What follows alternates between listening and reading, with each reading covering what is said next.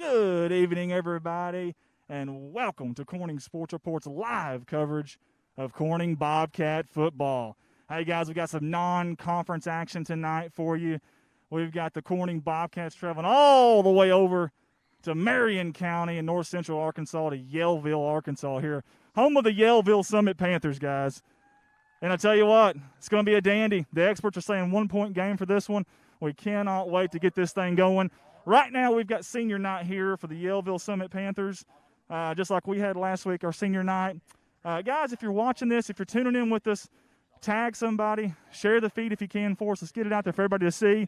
We cannot wait, guys. Hey, listen, but before we get going with this thing, got about 20 minutes until we kick off. We've got to pay some bills here. We're so thankful for all of our sponsors. 32 of them this year, guys. You guys rock. You helped us get started last year, and you're keeping us going this year. We appreciate you guys. Guys, we'll be right back after these words from our sponsors. A special thanks to Woolard Flying Service out of Corning, Arkansas for supporting Bobcat Athletics. Matt Woolard would like to wish the Corning Bobcats the best of luck this season and also remind them that the sky is the limit. Woolard Flying Service, 870-857-3839. Wiedemann Farms, 561 County Road 131 in Corning, Arkansas. Wiedemann Farms has been serving the Corning community since 1978. Larry and Mary Wiedemann are proud supporters of not only the city of Corning, but of Corning Bobcat Athletics. Wiedemann Farms, go Cats. Corning Sports Report would like to give a shout out to Watson Oil Company for their continued support of Corning Bobcat Athletics. Operated. Kelly and Chad Watson would like to wish the Corning Bobcats the best of luck on the upcoming season.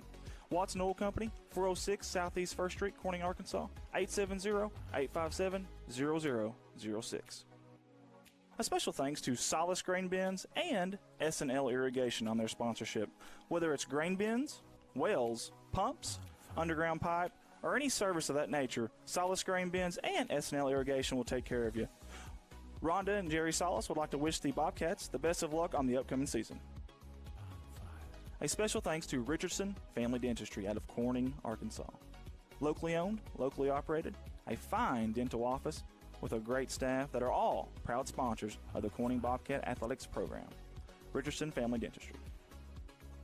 Red Taylor Ford, locally owned and operated by the Taylor family since 1977.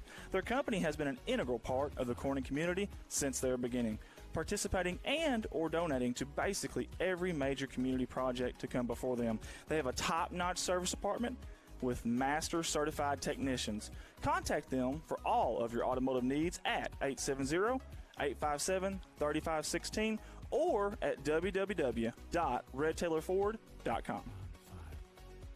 CSR would like to thank Parkview Restaurant of Corning, Arkansas for their sponsorship. Parkview offers breakfast, lunch, and supper, including daily plate lunches, and they have a deli with a variety of lunch meats and nightly specials. Amy and Danny and Jordan are big supporters of Corning Bobcat Athletics. Thank you to Parkview Restaurant. This is Mike Vinson, Certified Public Accountant. I've been a Bobcat fan for as long as I can remember, having worn the black and gold as a student years ago. Join me in supporting our students as they proudly represent our school and community. And come see me on 2nd Street in downtown Corning for all your tax and accounting needs. Go Bobcats. Keith and Rhonda Turner of K-Ron Farms would like to encourage the community to support the students of the Corning School District. Whether it is a sporting event or an academic accomplishment, these students are representing our school. We need to let them know how proud we are of them. Let's show our Bobcat pride. It's great to be a Bobcat. K-Ron Farms. The Corning Sports Report would like to give a special shout out to State Representative Joe Jett for sponsoring our endeavor. Mr. Joe Jett has always been active in the community, whether it's supporting the town of Corning or it's supporting Bobcat Athletics. This is a political ad paid for by State Representative Mr. Joe Jett. Corning Sports Report would like to say thank you to Jerry and Linda Turner of J-Lynn Farms. Jerry and Linda are sponsoring us with a black and gold package this year, and they are proud supporters of Corning Bobcat Athletics. J-Lynn Farms. Corning Sports Report would like to give a special shout out to Jeremy and Amanda Wiedemann out of Corning, Arkansas. Extremely kind-hearted people who not only support the community, but they also support the Corning Bobcat Athletics. Jeremy and Amanda Wiedemann. CSR would like to give a special shout out to Heritage Ag out of Hoxie, Arkansas. serving Arkansas farmers since 1966, leading the farm equipment industry into the 21st century. Call Brody Morrow, salesman, at 870-886-6663 or 870-809-1822, Heritage Agriculture of Arkansas. Sports Report would like to give a special thank you to Harold Implement out of Corning, Arkansas. The Moore family has always been active in the community of Corning and also Bobcat Athletics. It's not just an Ace Hardware store, it's also a licensed dealer of Yamaha, Polaris, and Bad Boy mowers. A special thank you again to Harold Implement out of Corning, Arkansas. A big thanks to Goodman Drug Company out of Corning, Arkansas. Kathy Goodman and staff would like to invite you to drop by for any of your pharmaceutical needs and or Razorback and Bobcat apparel. Drop by and see them Monday through Friday, 8:30 to 5:30, and Saturday, 9 to 1, or use the convenient drive-thru. Goodman Drug Company out of Corning, Arkansas. First National Bank takes the banking experience and customizes it to fit you. Whether it's supporting your Corning Bobcats or saving you time by eliminating trips to the bank, First National Bank puts you first, always. Member FDIC and equal housing lender, First National Bank. Your local Farm Bureau insurance company introducing Ag Promise, an exceptional policy that protects everything farmers rely on. Ag Promise is a competitively priced, easy to understand, and tailored to meet your specific needs. That's Farm Bureau's commitment to you, and they have a team of local agents and adjusters ready to back it up. Give them a call today to protect your agribusiness. It's not complicated, it's a promise. Ag Promise, 870-857-6788.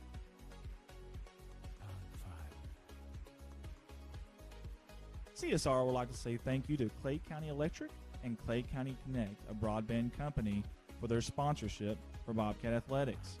To see if you're eligible for Clay County Connect, a broadband company, contact them Monday through Friday, 8 a.m. to 5 p.m. at 870-202-1990. Clay County Electric and Clay County Connect.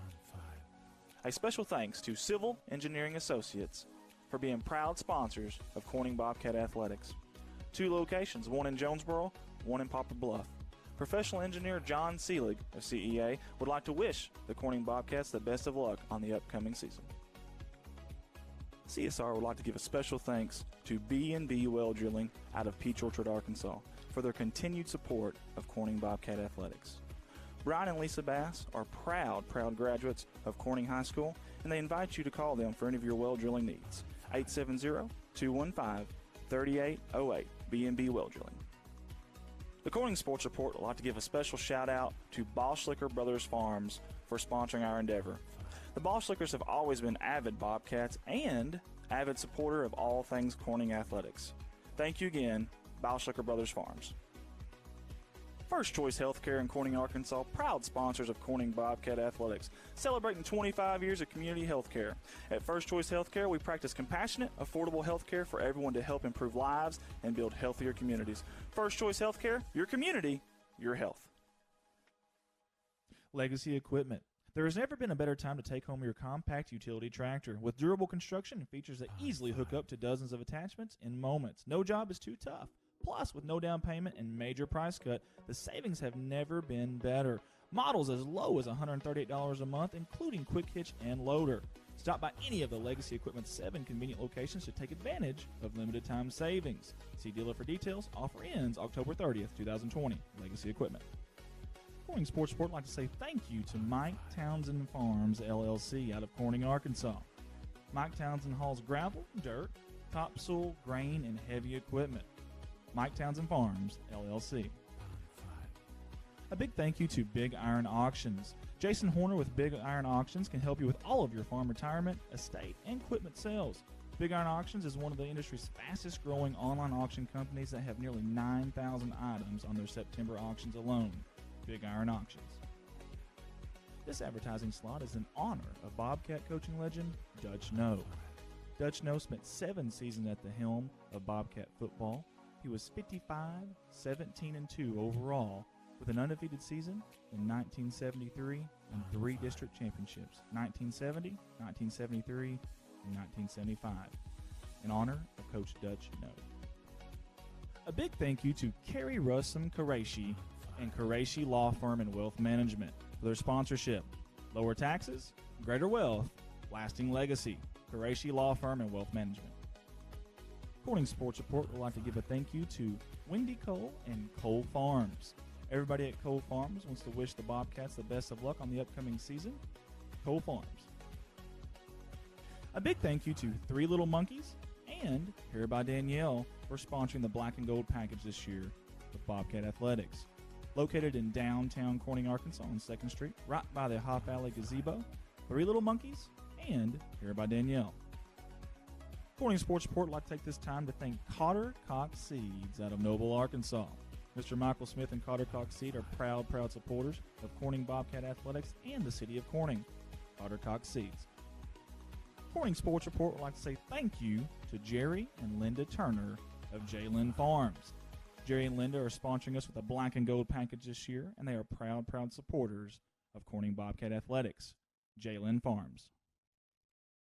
Corning Sports Report would like to take this moment to say thank you to the fine folks at Nutrient Ag Solutions. Mr. James Varvel and everyone at Nutrient Ag are proud supporters of the Bobcats and want to wish the Bobcats the best of luck on all the sporting events this year. Nutrient Ag Solutions. I'd like to take this time to say thank you to Debbie and Bud Hill of Corning, Arkansas. Debbie Rose Hill Massage and CBD Products have been a proud sponsor of Corning Athletics and the city of Corning for a very long time. Thank you, Debbie Rose Hill Massage and CBD Products. Corning Sports Report would like to give a special shout out to Zach Brown Farms for their sponsorship. Zach Brown Farms has always been active in the community of Corning and also Bobcat Athletics. Zach Brown, being a former Bobcat himself, wants to wish the Bobcats nothing but the best of luck on this season. Zach Brown Farms, on the road to success.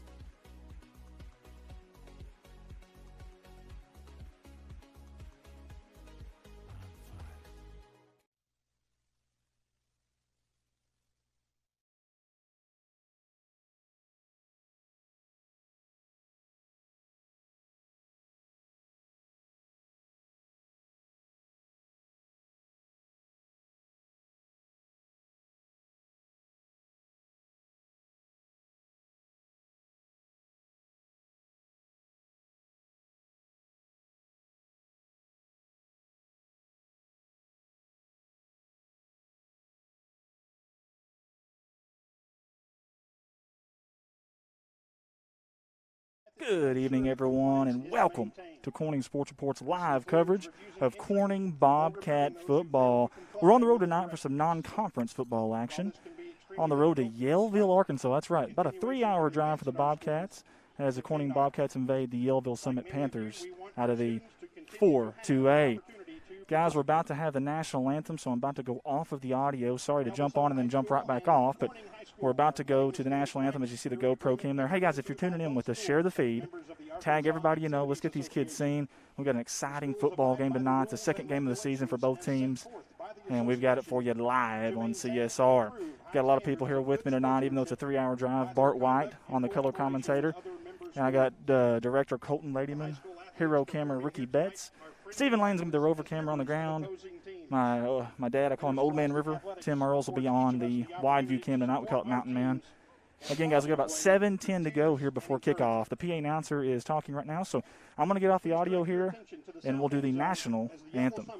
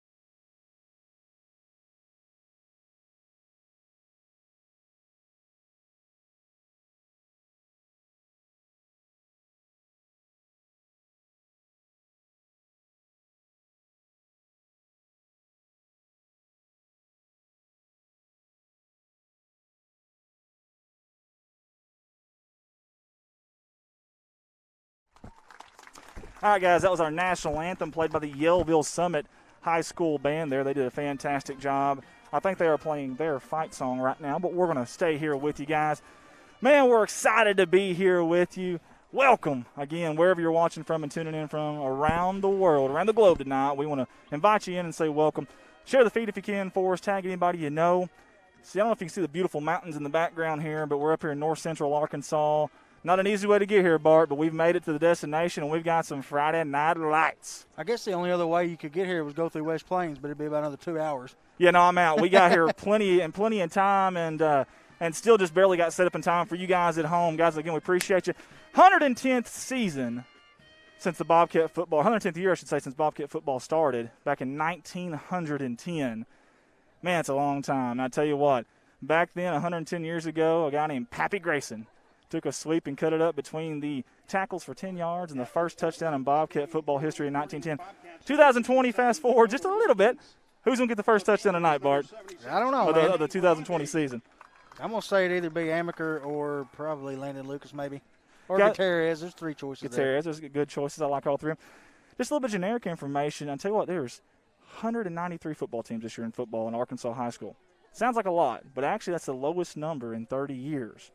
Not sure if it's due to COVID. Not sure if I don't even know if they're counting 8-man football in that number or not, to be honest with you. But definitely, I wouldn't say alarming number by any means, considering everything going on. But my point with that is this.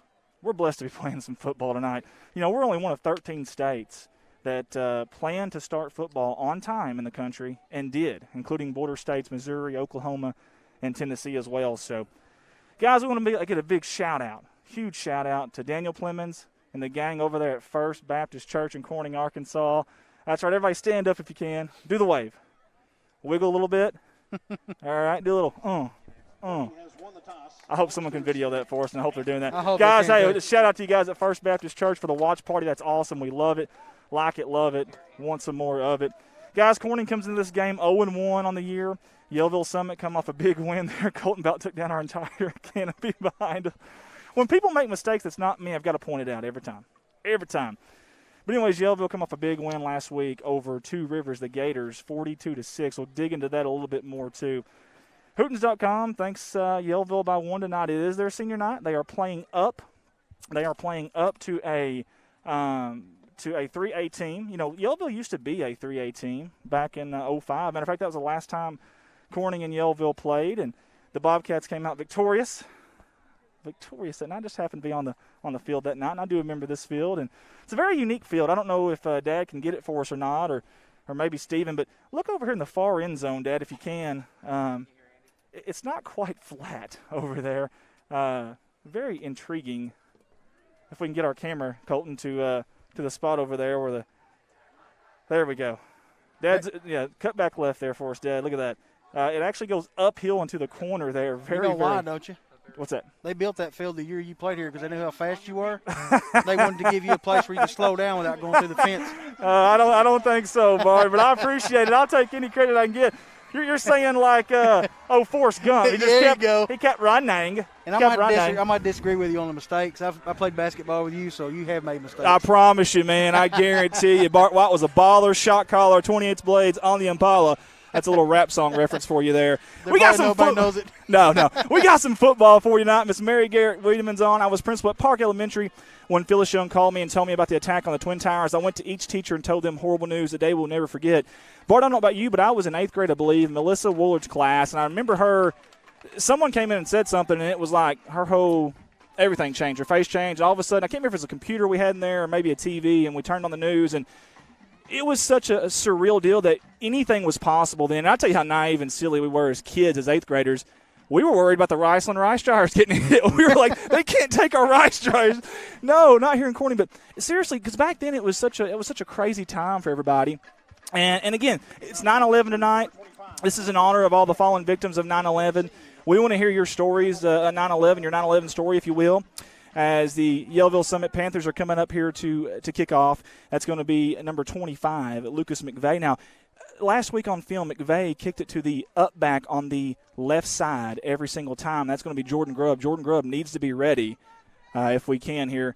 Dad, I don't know who's on that camera there. If we get Jordan Grubb, number 5, in white over there, he needs to be ready because that's where it went every single time last week. Again, Yellville comes in 1-0, Bobcats 1-1, I should say, non-conference. It's time! Let's get some football going, and that's exactly what they do. Fair catch by Mr. Grubb over there. The Bobcat offense will take over first possession of the night at their own 35-yard line, I believe. Hey, guys, the Bobcat offense comes in here. They return 6 starters. They averaged 17 points a game last year. It's a new-look offense this year as Treadway is going to more of a physical quarterback under center between the tackles, north and south running attack. It's actually called a flex-bone offense. You can call it whatever you want, but I'll tell you something really interesting about last week. Bobcats had 8 possessions at or inside the 30-yard line last week. 8 possessions, but 0 points, though. That's the big thing. Here we go under centers. Jake Gutierrez this week. We started off with Amaker last week. Again, flex bone. Wide out to the far side. Handoff, Crosby near side. Sweep. He's going to bounce it out, cut it back in, breaks the tackle, and he's going to be brought down by number 7, Britt Roberts. Britt Roberts is the quarterback on the other side for the Yellville Summit Panthers. Good little run there by Crosby. I like to give Crosby the ball a little bit more. Last week, Crosby did a very good job. He had 30 rushing yards, but he only had 4 attempts, and he broke, listen to this, 10 tackles. Dang. On 4 or 5 attempts. That is just fan-flippin'-tastic. We got a 2nd down and 8 for the Bobcats here early on, 11:25 to go. If you're just tuning in with us, share the feed for us if you do not mind. Again, the Bobcats come in 0-1. They lost last week to Cave City 34-2. That score is a little bit misleading, though. Gutierrez under center, in motion. Crosby, near side, handoff. Nope, they fake it. Gutierrez keeps it right behind Comstock up the middle. He's not going anywhere. There's a slew of Yellville defenders. Talking about Crosby, I'll never forget that play last year where they intercepted, knocked him down, he run the guy down. Yeah. I'll never forget that. Well, Crosby has 4.7 40 speed, and he's pretty strong. He was a receiver last year. He's a running back this year. That was number 77, Kirk Knapp, the senior not making the play there for Yellville. Number 77, now I'll tell you a little bit about him. He's the strongest Panther out there. He bench presses 285, a 470 squat. He only had 1 tackle last week, but it seemed like they were doubling him a lot at the point of attack. Guys, first 3rd down of the night for the Bobcats. They weren't very efficient last week. 3rd down and 6. Again, Gutierrez under center. Crosby in motion. Fake the handoff again. Rolling out for the pass. He's got a man open. Crosby caught it. First down, Bobcats. Move the chains right here at the Yellville 49-yard line. Hey, great job. Pass. Yes, great job. Not only to get out there, but I don't know if we can get a replay or not. We may not be able to do that just in time. I don't know, but if we can't, that's fine. We always miss the first one. It's okay. But listen, Gutierrez did a good job of rolling out. When you're rolling out to the left side and a right-handed quarterback, you got to turn those hips. He did turn his hips there. Great job by Gutierrez. And good hands. Coach talked about Crosby having those good hands. 1st down and 10, 10-12 to go here in the opening quarter. Well, he was wide open, too. He really was. That was a really good play call there by Coach Trevor Poe and the Bobcats. Handoff. Comstock up the middle. He's going to bounce it out. He's got some seam out there. He's got a little bit of room. Stiff arm. He's still going. Tell you what, I can't tell who that was, number 15. I think it was Roberts, number 15. Like a little gnat out there. Aaron Robinson, I should say, the junior, did a fantastic job of getting him down. If not, I tell you what, Comstock may still be running. Yeah, I thought for a second he might break that one. Yeah, good run there. They had 11 first downs last week and 183 rushing yards did the Bobcats, but they were 0 of 8 passing through the air with 2 interceptions. They're 1 for 1 tonight. I like the start already. You see our rover cam down there, Stephen Lane. We appreciate him for being here on the long trip. Lucas in motion, toss to him, sweep, far side. Good blocking up front by those Corning Crushers, those hog mollies up there. And I tell you what, Bart, if I'm a running back and I'm looking to that right side and I see big O 67 and I see big O 89 and I see 64, I think I'm okay running that side every time. You think Lucas will take any snaps this year? I don't know. It'd be really interesting. He was a quarterback. He did quarterback in junior high. A very good quarterback. In fact, in junior high, he even led the team in tackles. He was very athletic. He was a stud, I guess you could say, in junior high. We've already had 2 quarterbacks this year. Who knows? You never know. 1st down and 10 for the Bobcats at the Yellville 36-yard line. 8:55 to go. Handoff up the middle. Comstock, and I tell you what, he is a load to take down. He really is. Get off the tracks when the train's coming through there. You're going to have to really, really wrap up on number 44. 5-yard gain. 2nd down and 5 at the Panther 31.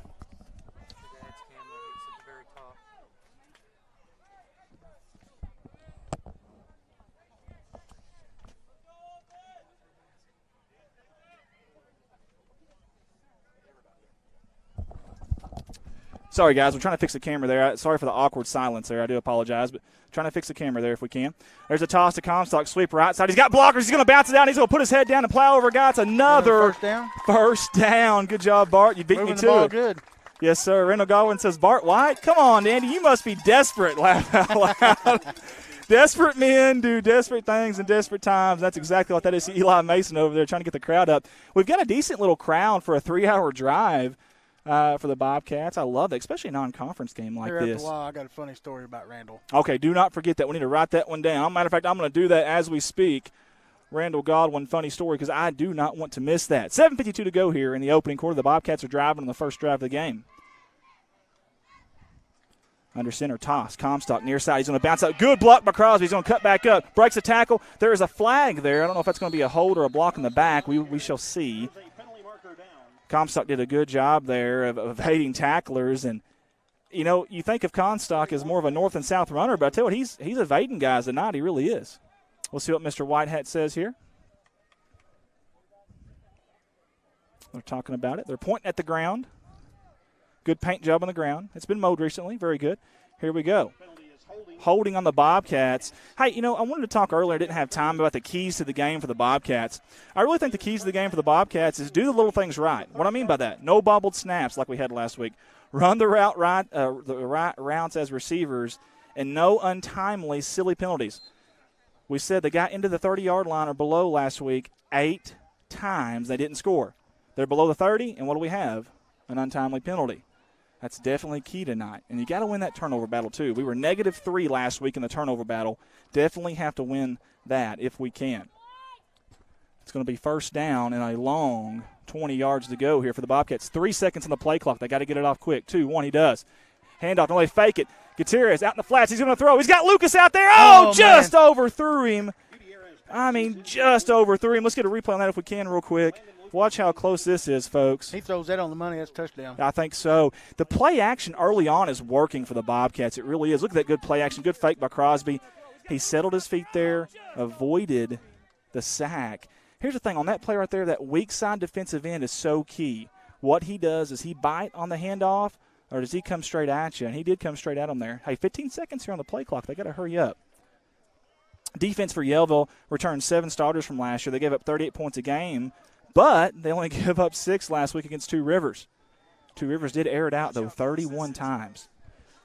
Keeper, near side, Gutierrez. He's got some blockers. He's going to put his shoulders down. I like to see that from number 2. Let the deuce loose. And he plows over a guy there. Last year there were some times where he might have cut that outside a little bit more. But this year as a senior, he's a leader out there this year, and he's going to cut that thing up, and he welcomes the contact. I do love that. However, it's going to be a third down and a good, 13, 14 yards to go for the Bobcats. Again, last week, Two Rivers hurled the ball 31 times last week. They did have 158 yards, but 31 times, that's a big sample size. We've got a pre-snap penalty. We'll see who this is on. And it is going to be a false start on the offense. That's going to set them back again. We talked about this again. 8 possessions inside the 30-yard line last week, and no, there was never anything gotten from that or received from that. 0 points on offense last week. They got 2 on the board, but it was off the safety. At the 28-yard line. Third down and long. We got about 3rd and 19 to go, or 6:25. The Bobcats were methodically kind of marching their way down the field, and I don't know what it is about getting close to that red zone, but man, it's a 30, man.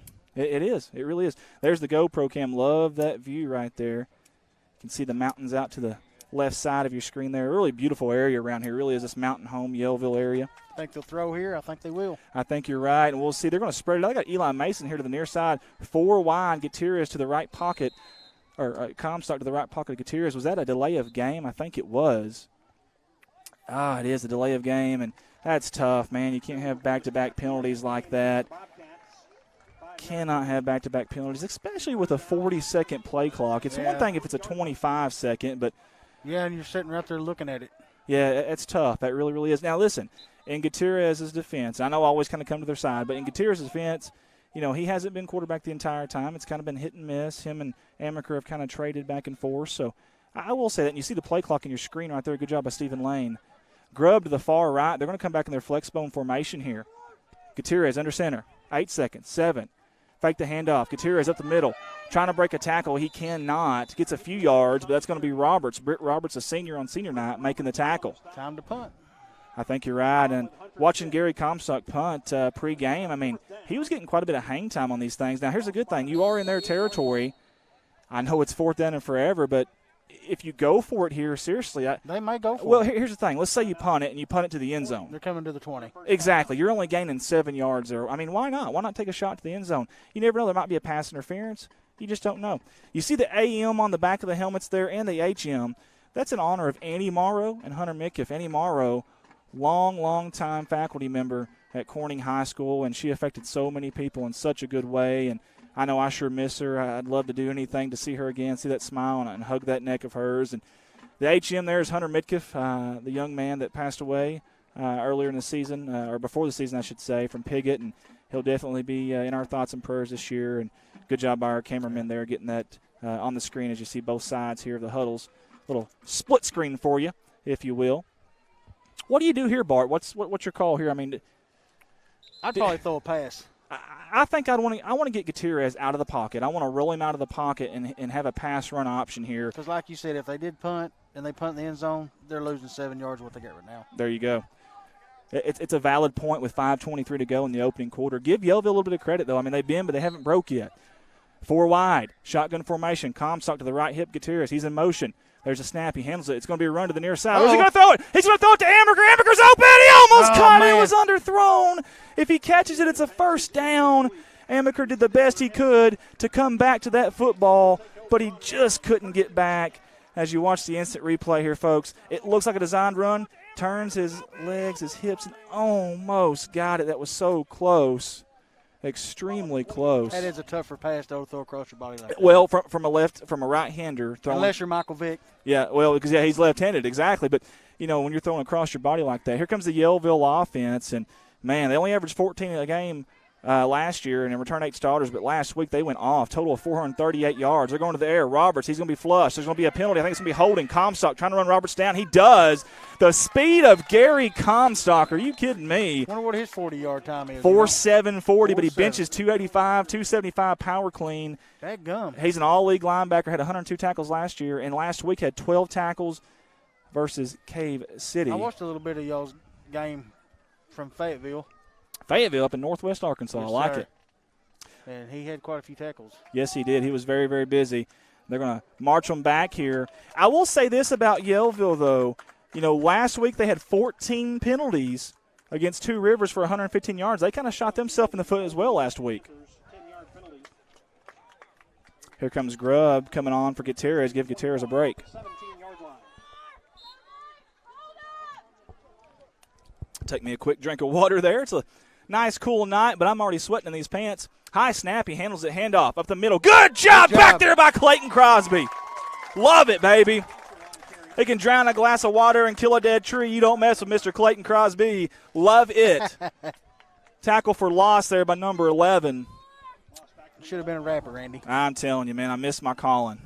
There. Folks, that was Ben Cantrell on the run there. Last week he had 184 yards. He broke a 51 and 57-yard rush last week, so that's a big stop. Guys, we've got 2nd down and 27, and they're at about their own 6-yard line, it looks like. I'm sorry, the 11-yard line. I apologize. They're going deep up the seam.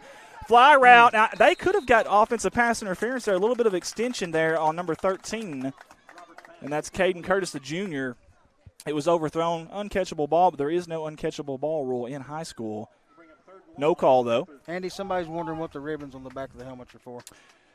The ribbons, I think the blue ribbons were from last year, and I can't remember exactly. Was that the kid from McCroy, Ricky? I can't remember. I can't remember exactly what the blue ribbon stands for. Maybe someone could help us. There's a kid from McCroy last year that had a head injury, and I can't remember if that's what that is. Looking for a screen pass. No, it's going to be a quick pass over the middle. They caught. Good job. Tackle there by Amaker. Again, good job by number 13, Caden Curtis, bringing it down, but to no avail because they've got a long way to go for a first down, and it's 4th down. I believe they're going to punt, Andy. I think you're right. I would. I promise you I would, guys. Definitely would. You've got Gutierrez back here deep, about his own 42-yard line to receive this punt. I'll say this. Yellville did not punt very much last week at all. This is something new for him this week. That's going to be the senior River Shepherd. River runs deep with this one. There goes the punt. High, arcing punt, end over end. Gutierrez comes up. No, he's going to let it bounce. You got to catch that, young man. Get up there and get that ball. He knows it, too. He knows it. Got to get up there and get that thing if you can. Either way, it takes a Yellville bounce close to midfield, about the 49-yard line. Guys, on-air mentions here, Jay's Photography out of Corning, Arkansas. Owner-operator Jay Malone is a very talented young man. The company is way more than just photos, like the name says. They do vinyl lettering, graphic designs, custom wood pieces, and they even create videos like our hype video from last year. You can get a hold of Jay's Photography and Jay Malone at 870-323-0929. Again, Jay's Photography, Corning, Arkansas, 870-323-0929. Some fun games around the conference this week. We'll get to those here in a minute, too, as well, as we're in the flex bone again right at midfield. Fake the handoff up the middle. They give it to Lucas. Far side. I tell you what, look at Landon Lucas. Bounce off, guys. Boom, boom. Like a boulder coming in like a wrecking ball.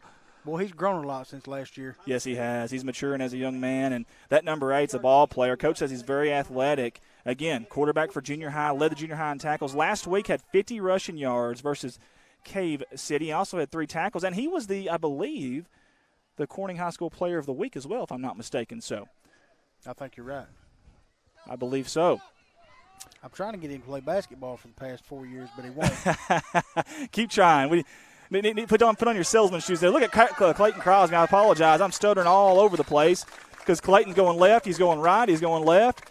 He's like the old Carnival cruise boat in bad waters there. Left and right and left and right.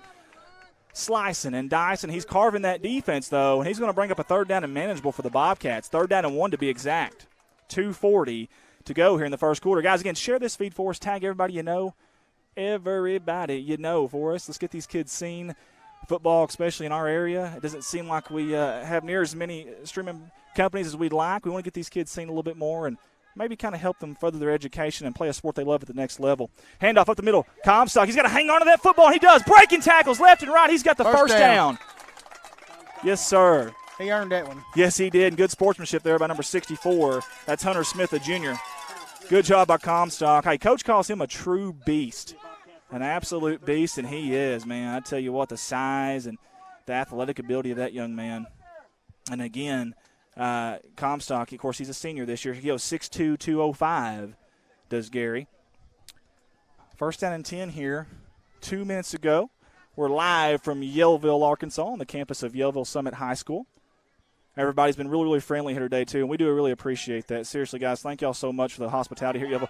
Look at Jake Gutierrez. Let the deuce loose. He's evading tacklers everywhere. Slippery when wet. That's a Bon Jovi album, but that's also Jake Gutierrez tonight. Love it. Jake the Snake, I tell you, he's a strong kid. Strong legs. Look at those legs right there, y'all.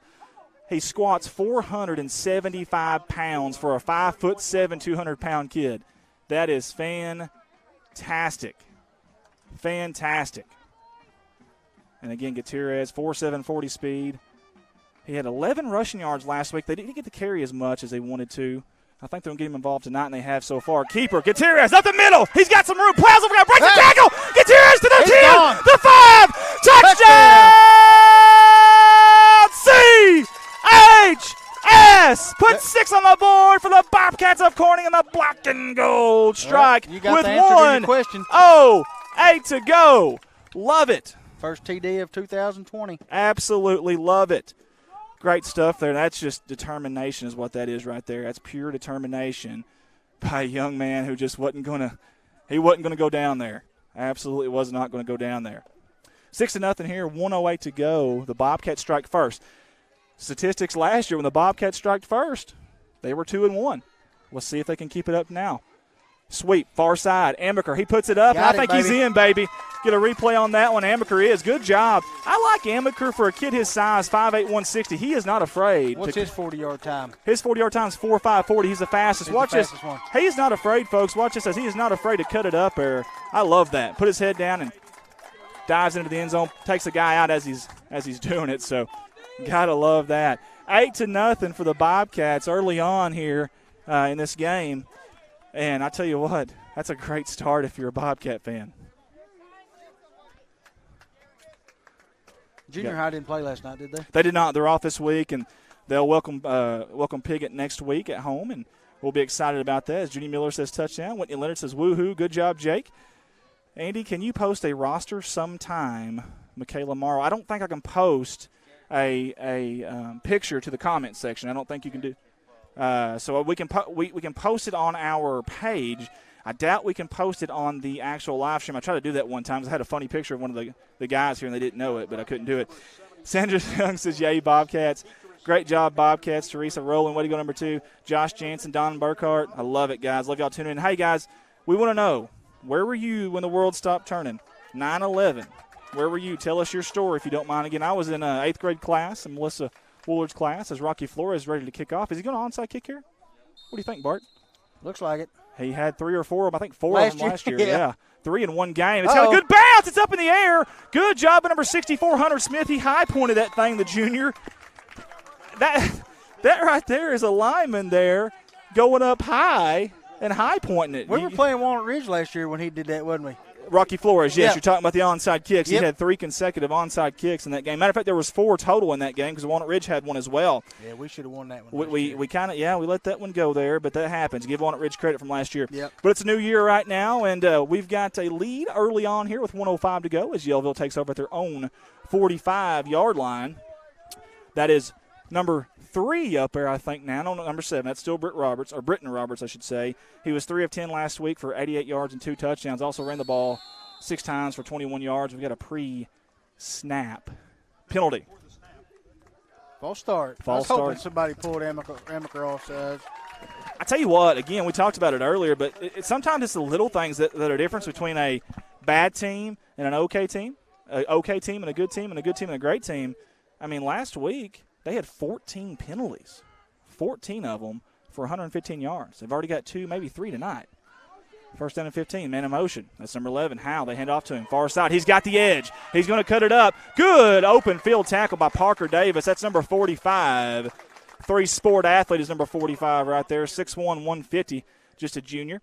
He's kind of their red zone target for the Bobcats. He can go up and high point it. 4.7 40. Yeah. He does. 4.7 40. Had 4 tackles last week, and one of them was a touchdown saving tackle for number 45 in white. Hi, guys. The keys of tonight are going to be your defensive ends if they can contain that edge. Yellville loves to run to this strong side, and they don't like to run it up between the tackles. They like to bounce it out, kind of undersized a little bit, and they like to use that speed on the edge if they can. Going for a comeback route here, and it's complete, near side. He's going to try to get away from number 10, but he does not. That's going to be 5 yards short of the first down. That's going to be John Swint. You're right. It's going to bring up 3rd down and 5. And number 14 is Tristan Fellows. He hauled in a 50-yard touchdown pass last week. Good job by number 10 there. As you see him on our screen, it's John Swint. Again, John is a sophomore. He had 7 rushing yards last week against Cave City. He got into the game kind of late. Love seeing him out here on defense. Of course, they're kind of a dime package for the Bobcats when you got 4 wide. Folks, it's the end of the first quarter here in Yellville, Arkansas. Your beloved Bobcats 8, the hometown Yellville Summit Panthers 0. And while we've got an opportunity, we want to mention Body Slam Clothing. The owner-operator of that is Ricky Betts. And I tell you what, you can go on Facebook and check that out. Our own CSR staffer, that's right, Ricky Betts. Check that out, Body Slam Clothing, if you don't mind for us. Also, another staffer of ours that has a company, Heart and Shutter Photography by Nikki Miller. You can find them on Facebook as well, Heart and Shutter Photography, Nikki Miller. And one more time here, we got another very talented staffer here, that's Colton Ladyman. Black River Rising is his band. Go check them out on Facebook, Black River Rising. All those are local, and if we can, support them if you can, guys, for us. Tell you what, that was a lot of fun right there. You know, the Bobcats did a fantastic job. There on offense. I'm trying to hand this back over. There we go. That's fine. They did a fantastic job on the offense, just kind of nickel and diming their way down there for the score. And so far, they're in a couple of big stops here, Andy. So far, they're in control, but we shall see. They got to switch sides there. They're coming back out. We've got to get to some social media engagement if we can. Delaplane High School, 9th grade. I was in music class, the librarian rolled the cart TV to the music room, and we were watching it live on TV as it was all happening. I'll never forget it. It was terrifying. It really was a terrifying day for so many. Low snap. It's handled by Roberts. He's going for a crossing pattern there, a little quick slant, but number 13 was like he was a little bit rushed on that pass. He was. Good job by the front 4 there of the Bobcats. Again, we talked about it earlier. This is a 4th down, big-time 4th down here for the Bobcats and Yellville. We talked about it earlier. You can have one, Bart. Yeah. Bart's trying to ask me there. We're trying to do some code sign language like baseball coaches, but it's not working. We'll just if you want something, grab it, buddy. Go for it. 4th down and 4. Shotgun formation, Roberts. Near side, comeback route. It's going to be caught. What a catch. And he's going to try to slice 2 defenders. Davis with the tackle. But that was Robert Howe, the sophomore. What an athletic play by number 11 coming back to the ball. Here's the thing. If that defender is going to stay that far off of you, why not? Good play there by number 11, the sophomore. He led the junior high in rushing and touchdowns last year for Yellville. And last week he had an 18-yard touchdown reception and 7 runs for 37 yards. So that's a very athletic sophomore. 3 wide, near side, 1 to the far side. Low snap. They're going to get a pre-snap penalty here. We'll see what it is. 11:37 to go. Well, you see that a lot in high school Yes, football. you do. That's their 3rd or 4th penalty already. Sure is. Man, you know, you just can't do that. I know in high school football, like you said, that does happen quite a bit, but 5-yard penalty there. So when you start off behind the chains, it's tough. Now, of course, they've got a big chunk type of offense. They really, really do. And last week, I think they had 6 plays of 20-plus yards against Two Rivers. So we'll see what they do this week. Low snap again. Roberts handles it. Another comeback route. Oh, and he's blocking. That should be pass interference on the offense. You got to get a replay there. Yeah, you're not going to get that call. You're not, but, man. Not here. Yeah, get a replay if we can, Colton. There we go. And watch this. The ball's still in the air. The defender's trying to come to the ball, and he can't. That's got to be offensive pass interference, but either way, no call. 2nd down and 15 here for Yellville Summit. Again, they like to spread you out. And there's going to be a timeout by Yellville Summit. That is their first timeout. I'm ready for that Randall Godwin story. Okay, but I don't know. It's probably been 3 or 4 years ago. It was around Christmas time. My wife was trying to find some turkeys for a family over at Piggott. So Verna commented on Facebook and told Tina to call her, so she called her. And she told her they had a turkey, but they wasn't home. So Randall calls me. He goes, hey, if you want to go over to the house, he said, you go. It's unlocked. He said, go in there. And he said, there's a turkey in there. He said, I'm going to tell you one thing. You better not get my ham.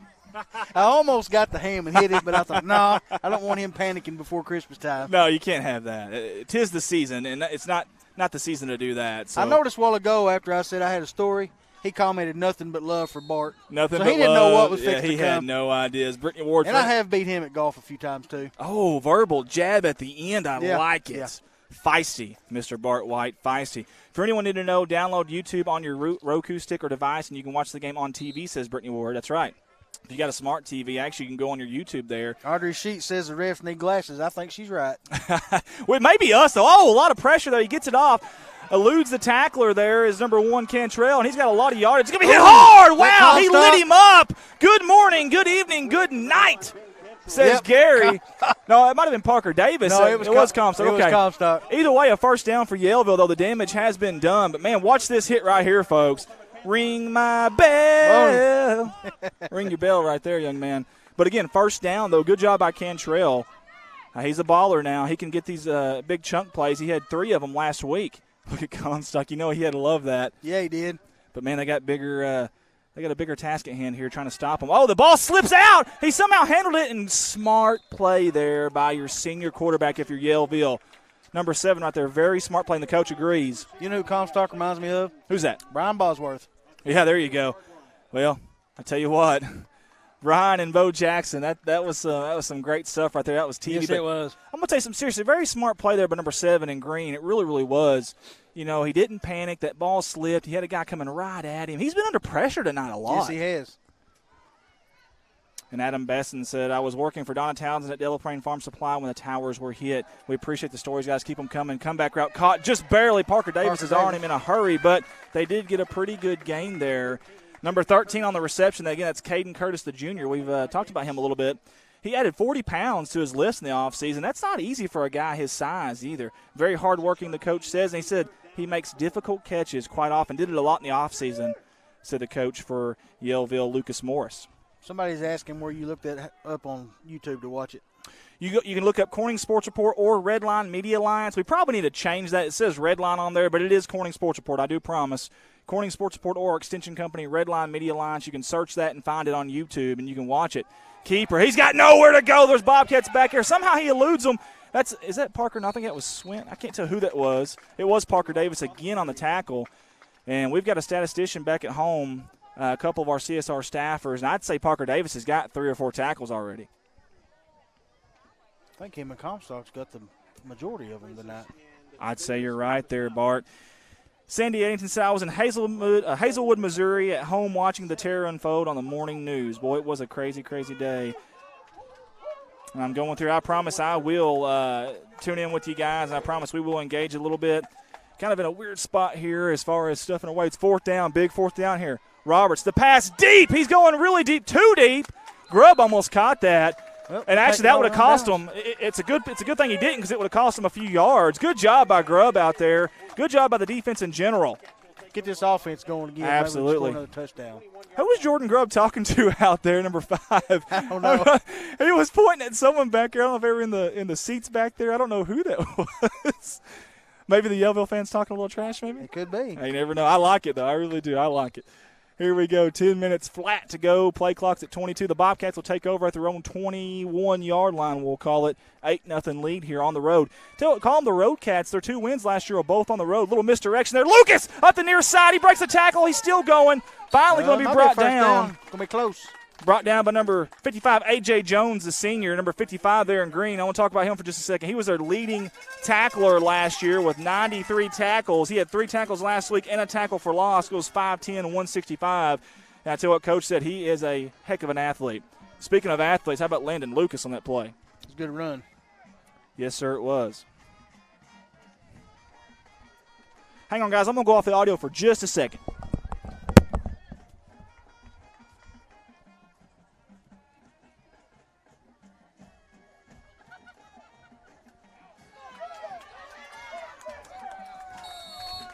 Good run by Amaker.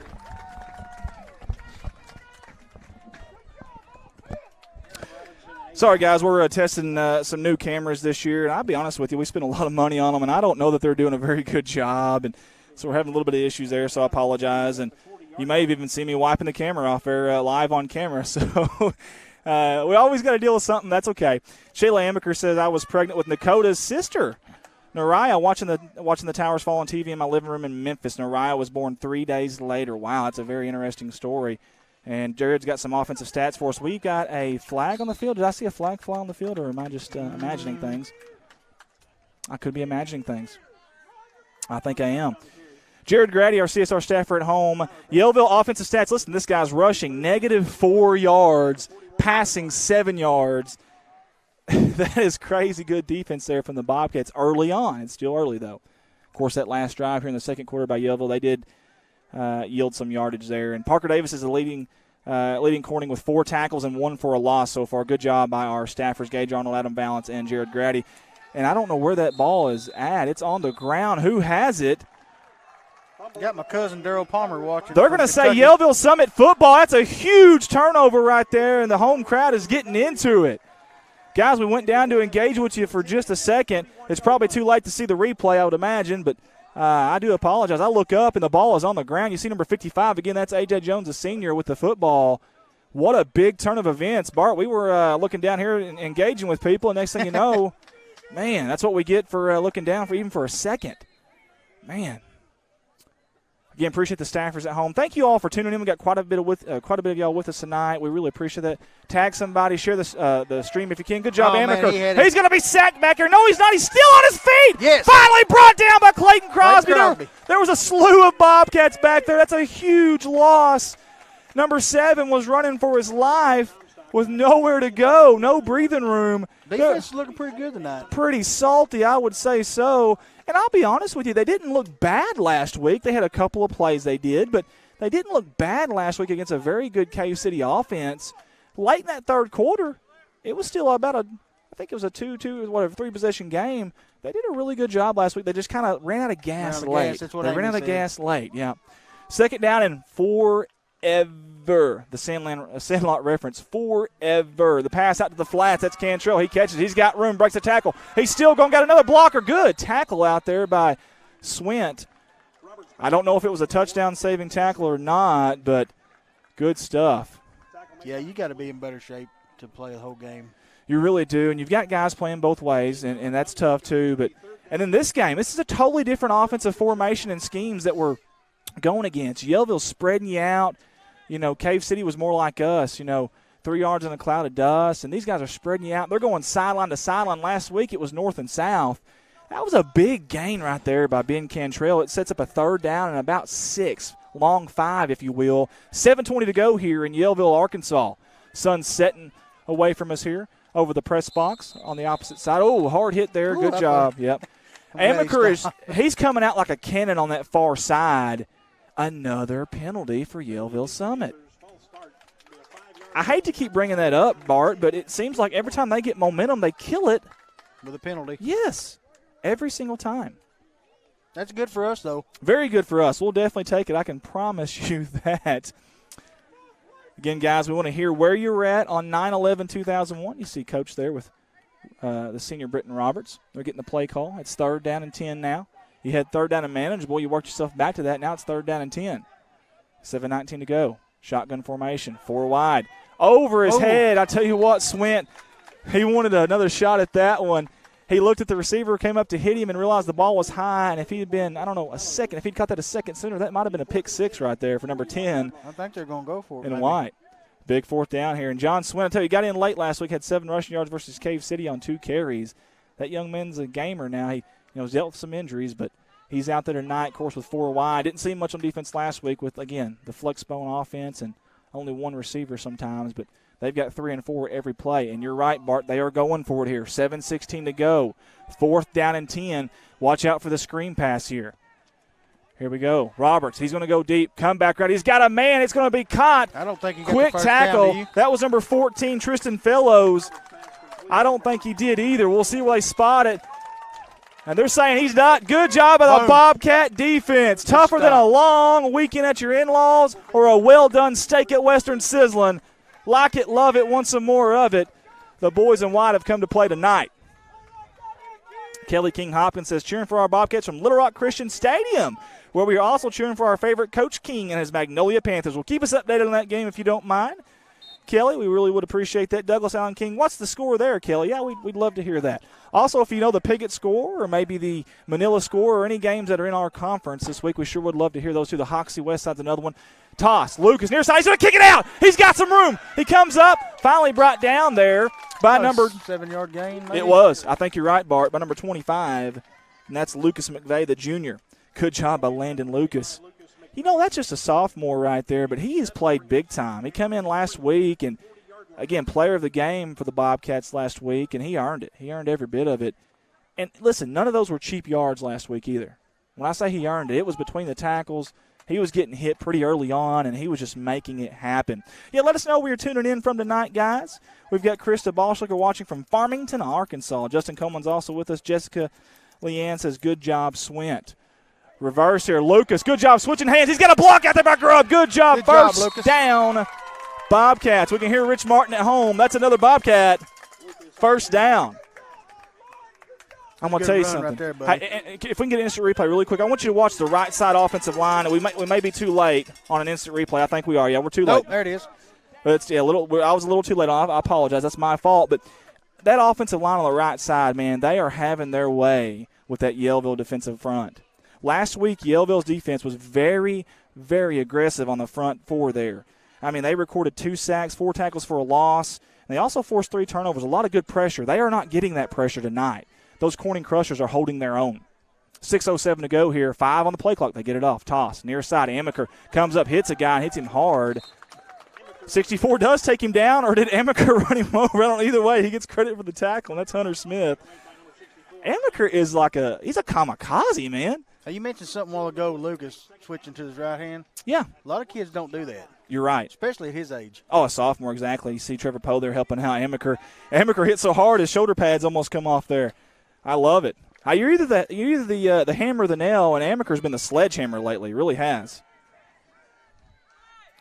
Here we go. We got a 2nd down and 8. 5:30 to go here in Yellville, Arkansas. Fakes the handoff. Keeper good. Blocking up front. Look at that. Great job. Good job by Gutierrez. Those strong legs. The push. We got a flag late. Extracurricular activity. I don't know. A face mask. We'll get an instant replay there, Colton, if we can, real quick. I want you to watch number 71 in white, if we can. Watch number 71 in white. He gets out there. That's Kent Young. And did he get a hand on somebody? No, but he got in the way of 2 different defenders there. Good job pulling by big number 71, Kent Young. And Kent just a junior, goes 6 foot 260. 6 foot 260, Kent Young. We need to take advantage of this. I could not agree more there. Audrey Sheets is watching from Hot Springs, Arkansas. I was just there not too long ago. Got a funny story about that. Remind me about that. Garrett Householder watching from Jacksonville, North Carolina. Go Bobcats. Chad Crump says watch from North Little Rock, Arkansas. Go Cats. Dalton says hope you're doing great. Dalton, we're doing fantastic. Better than we deserve, truly. With 5 minutes to go here. Hey, 5 seconds on the play clock. Gutierrez has got to see this. 3 seconds. 2 seconds. There it is. 4 wide. Fake the handoff up the middle. Good blocking by the line. The Corning Crushers. Gutierrez slipped again. We've got to get that young man some different cleats. Last week he had something very similar. He had a lot of open ground, and those strong legs just couldn't get any traction. We've got to get that young man some cleats, or some better cleats than those, or something different. Anyways, Dana Hunt, Derek Walker says Bart White was definitely a bala. He played ball with him. Do you remember a Derek Walker? Yes, sir. He could jump out of the gym. Jump out of the gym. I love it. He could throw it. He could do a 360 when he's a 10th grader. Good Lord. That's on a different level right there. Randall Grist says Q-Tip, Bobcats class of 1984, watching from Heber Springs, Arkansas. We love it, guys. Appreciate y'all for tuning in with us. Again, share the feed. Tag everybody you can. 4:15 to go. Up the middle. Gary Comstock behind that big Corning Crushers. And I hope Wilkins is okay. He's getting up. Boy, I thought there for a second that big 67 was having a problem. We can't have that. Number 67 has been a beast for us, just like that man right there, number 44 on your screen has.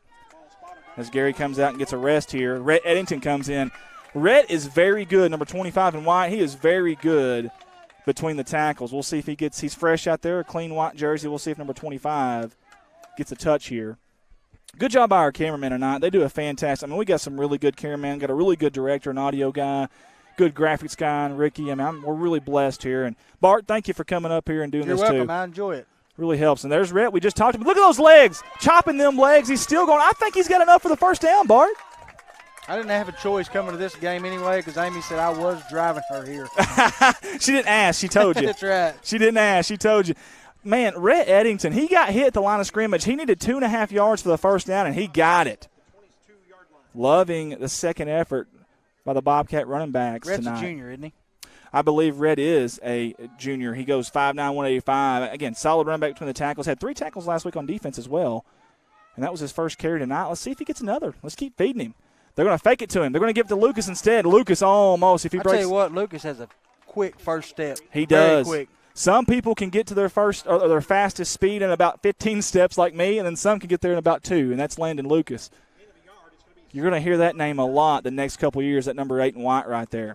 He's pretty fast, Andy. And he's a good kid. He's a very respected. You were pretty fast. I don't know about that. I think it was the white shoes. I thought you were fast. It made me look fast. That's what it was. It made me It's the white shoes, the old Penn State Joe Paterno black shoes thing on tape.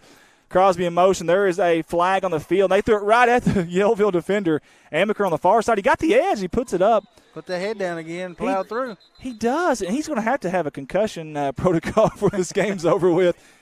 I think this might be a legal shift, though, by the Bobcats. We shall see. Kamikaze Coda. I love it. Been that way his whole life, says Shayla. Aaron Hollowell says Colton Hollowell, Pain Train number 34. I like the nicknames. I like the nicknames, man. We got to get some nicknames up here, too. What can we call Bart? B-Dub. Well, Big Willie. B-W. Big Willie. I'll tell you a funny Bart story White. here in a little bit. Okay. We got 2 funny stories to remember, guys. Hey, y'all at home, don't let us forget that, by the way. Do not let us forget the funny stories. Don Burkhart says, way to go, Landon. Mike Jones. Who? Mike Jones. Judy Miller, my cats don't like it when I yell. Andy, I'm as loud as you. Bring it, Judy. If we score again, I promise you I'm going to take it to a different level. There's Lucas following his blockers. Good job. He cuts it up. Almost a spin move there, and he gets hit hard. Let's get a replay on that one. That's number 19. That's Caden Gear, the junior, 5'9", 135. He had two tackles last week, and that kid, man, watch this tackle right here. Jeff Page comments, Bart, everybody was faster than us. That's the truth. Michelle Gibson, oh, please, Andy. Running bases like a race car during co-ed ball. Not quite like an old, worn-down car. Everybody says you're fast. Like a car that needed an oil change, like 3,000 miles past the oil change. 1:55 to go. The Bobcats hopefully get some momentum here going into halftime. 10 seconds on the play clock. Gutierrez under center, fakes the handoff up the middle. Amaker outside. He's got some room. They finally bring him down.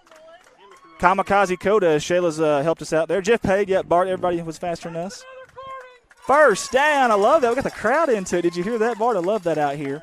Sherry Ray says, we were watching from Yellville, but we are stranded in town here. Got gas at Casey's and Corning. Our vehicle quit on us right as we got here. Poor Wayne trying to get us going, and it's so hot, but I'm watching. Hey, if anybody is in the crowd listening to that, Sherry Ray, they need some help down here.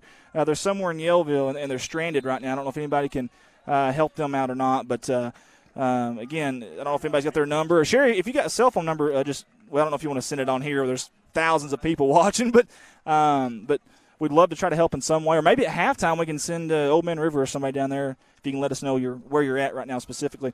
But Shea Hollis Tanner got named Tank this year on the 4th grade team. I love that. Hey, there's some Pee Wee football being played, and I don't know. We're going to try. Hey, if Valance was here, we could send him down there. He'd get him going. I promise you. I guarantee you. He's an engineer. I mean, he's like MacGyver. You get him a paper clip and some duct tape, and he can make a basketball go out of it. Hey, he used to play some ball with us. He did. He was a good offensive lineman. Matter of fact, he graduated with me. Adam Vallon calls me Jughead, but them calves, though. Oh, I know. Hey, I don't know if we can get that on air. Push them to – I don't understand any of that. We're trying to get I don't know if we can turn the volume off on this, Colton, but I'm going to get a camera here. Get a camera on these calves right here if we can. Hurry up, they're cramping up, man. They're cramping up. He's trying to flex them. Look at that now. Get a zoom up on it. Zoom back. Look at that. You could be a calf model, Bart. I could. I think you could. Look at that on the screen there. I mean, that is fantastic. You seen the insurance commercial of the guy on the bicycle? That's you, man. It was. That's you. Yeah. That's awesome. Love it. Absolutely love it. Guys, we need subscribers on YouTube is what Ricky was trying to tell me, but I wasn't smart enough to figure it out. So, again, push that subscribe button on YouTube if you can. Gutierrez. Oh, he jukes him out of his shoes. Shake and bake by number 2, and he almost scores. Holy hay bales, baby. Looking like Barry Sanders out there. He just needs to put a 0 on the other side of the 2. My goodness. Wow. Now, that was fun right there. Kirk Scobie once had picture of my calves as his profile picture on Facebook. That is not awkward at all. I love it. Not awkward at all. Love the goal line cam right there. You see the Bobcats at the 2-yard line as that's Stephen Lane down there with us. Let's see if we can punch it in here. Under center, Gutierrez, flex bone, man in motion. That's Amaker. Fake the handoff. Gutierrez up the middle. Touchdown, baby. C-H-S.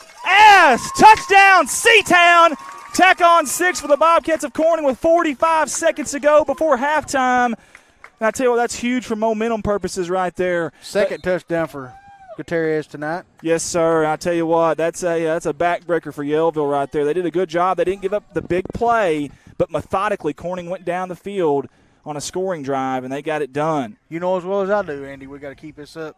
Yeah, again, seemed like late in the third, early fourth quarter, the Bobcats kind of ran out of gas last week. We'll see what they do here. 2-point conversion. Gutierrez fakes the handoff. He's rolling out to his right. He's got a man open. That's going to be Crosby. He hauls it in. Wow. Holy hay bales. Let's watch that one again if we can. Nice catch there by Clayton. The Say Hey kid, Willie May style, almost over the shoulders. Good soft touch by Amaker. Watch this, folks. And look at the view right there. Oh, I love it. That is perfect. You cannot get any better than that. Great job by our director. Good job by Stephen Lane down there. Director Colton Ladyman. Like it, love it, and we want some more of it. Guys, it's 16-0 here in Yellville, Arkansas. This is the second game of the season for both teams again. Yellville came in 1-0, and the Bobcats came in 0-1. And I know that Yellville, is 1-0 here, and they played a team, Two Rivers. I don't think they're quite as athletic as Corning, and I'm not saying that in a bad way. I don't think they're quite as athletic, and I don't think they are, quite as big as as Corning is as well. But I'll say this though, they had a lot of heart last week. I feel like they threw the ball way too much, honestly, and that's why that was a lopsided score there late. Plus, they turned it over 3 times. It's hard to do that and be in any football game. I don't care where you're at. Jana Couch told me to put the guns away. I always send her a picture of my calves for her birthday every year. Conceal carry. He don't need one, baby. Here we go. Rocky Flores is another onside kick. No, it's not. It's a pooch kick. It's going to drop at about the 30-yard line. It's going to be picked up by Robertson. Oh, nice little juke move there, but he's going to be hit anyways. Good job by number 35 and 35, Dalton Reed, the junior. Fantastic job, young man. Come from the opposite side there to number 35. I think Crosby was in on that tackle also. I think you're right. 5'9", 170 there, the junior, number 35. Good job. There you go. Get a little high five from number 17 there, Xander. You like that? We hope Xander's okay. We see him out there. He's not in his pads tonight, number 17. And here comes the defense for the Bobcats. Yellville takes over at their own 34-yard line. 40 seconds to go here before halftime. Good view down there by Stephen Lane. Love that rover cam view. Roberts with a throw. Oh, a little bit low. Well, he's off tonight. He really is, and I'm going to tell you, he's got a live arm, does number 7. He really does. I promise you he does. You know, I know That's he was. what happens, though, when the defense is rushing him every play. And that's the key. You're absolutely right. They're getting in his face, and he's not comfortable. And right there, that was a pretty quick throw, about a 2-step, 3-step drop, and they're right there, man. I mean, they are right there. And that's the thing. Coach Tyler Golden has done a good job of letting these ends loose. First down, second down, third down. Sure, it's a gamble if they get by you, but he's letting them loose. He's letting them go full throttle. Another pass. Roberts looking. Oh, it's picked up! Great job by Landon Lucas of getting in front of it. Far side. He's down to the 20. Trying to make a guy miss. He's brought down. Give me that, says Landon Lucas. Hello. Holy hay bales, what a play. Great job by number 8. They call him the Great 8. Watch this, folks. He just made a play right there. That's all he did. He was aggressive. He came up to it and made a play. Love it. I guarantee you his eyes were big when he caught that, too. Folks, 27 seconds. I believe the Bobcats still have two timeouts left. Keep that in mind, guys. Coach is going to use one right here. Coach wants one. They're not seeing him. There they go. They finally get him there. Boy, a score right now would be big. It would be huge. They've already got the momentum, but that would be massive if we can get it right here, I promise you. And I tell you what, Lucas Morris and those guys over there, they've got to come up with a big stop if they want to stay in this game. It's hard to go down 3 possessions at halftime. Not that you can't do it, but it's really tough to do that. And here, talk about our coaching staff as you see him there, Larry Treadway. That's Treadway there, Larry Treadway coming over here to Corning in his second year. This is his 46th year overall for Mr. Treadway. He was a Newport grad of 1968. Tell you, he left a really good Walnut Ridge team to come over here and take on a Corning team that was at a 42-game losing streak and left a 9-3 football team with a lot of good players coming back, Cole Manning being one of them. And, man, I respect that. At his age, he sure didn't have to do that. Could have rode off into the sunset, the comfortable job at Walnut Ridge, but he did not do it. Look, he's still passionate. We talk every week, and I promise you he's still passionate. Sometimes good, sometimes bad, but he's still passionate about football and about these kids. Now, again, let's set you up here, guys. 27 seconds to go. I know you can't see that we don't have a game clock there, but 27 seconds to go for the Bobcats, okay? It is first down and 10. They've got one timeout left here. One timeout. Now, I don't know. Do we have a field goal kicker that can make a 30-yarder or a 25-yarder? I don't know. Really don't know the answer to that. 4 wide, shotgun formation. Gutierrez near side. He rolls out. He's looking for somebody. Still looking. He's going to go up top to Eli Mason. Eli's going to catch it in the corner! Down, baby. Holy hay bells! It's incomplete. Get a replay there, Colton, if we can. Incomplete, says the referee. Let's take a – you be the judge here, folks. Was it incomplete or was he out of bounds? I think he caught it, but they're saying incomplete because he was out of bounds. Great job by Gutierrez. Look at the camera work. Oh, that's a touchdown. That's a touchdown all day, every day. They just missed it. And that's okay because, referee's not perfect. Definitely not perfect, but it was pretty obvious right there from the replay that that's a touchdown. Here's the thing, though. You got to move on, okay? You can't be upset. You got 19 seconds. You only got one timeout here. Great play call. That was a good by play. Trevor Poe. That was a touchdown. Yes, it was. Yes, it was. Love it. Hey, good job by our director and our cameraman down there, Stephen Lane, Colton Ladyman and Stephen Lane. Toss, near side Amaker. He's going to bounce that. A lot of speed. He's still going. Breaks a tackle. Breaks another tackle. He's still going. They're finally going to bring him down. He got hit hard. Did he fumble? I think he did fumble. I think he was down. They recovered. No, I think he did. They actually threw the little thing out there. But either way, the Bobcats have the football. They're going to have to use their last timeout. 10 seconds to go here. You see Coach Tyler Golden. Hey. Larry Treadway. Yep. I think they'll let Lucas throw a halfback pass. Oh, that'd be a lot of fun now. It'd be a little bit different. Do you show that, though, in non-conference? There's no saying you play to win the game, but there's a lot of coaches that don't do that, though. That's true. In non-conference. But I like it. I think after that bad call, you got to. Listen, we drove 3 hours. We didn't drive up here to make friends. We're here to win a football game.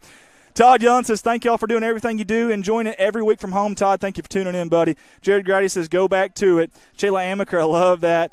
Tim Hobbs, Mark Woods, good catch, Biggie. You ain't kidding, little Eli, Mason going up high. I love it. Hey, he had a play last week, and the ball was a little bit behind him, and he just missed it, and I think he would have scored.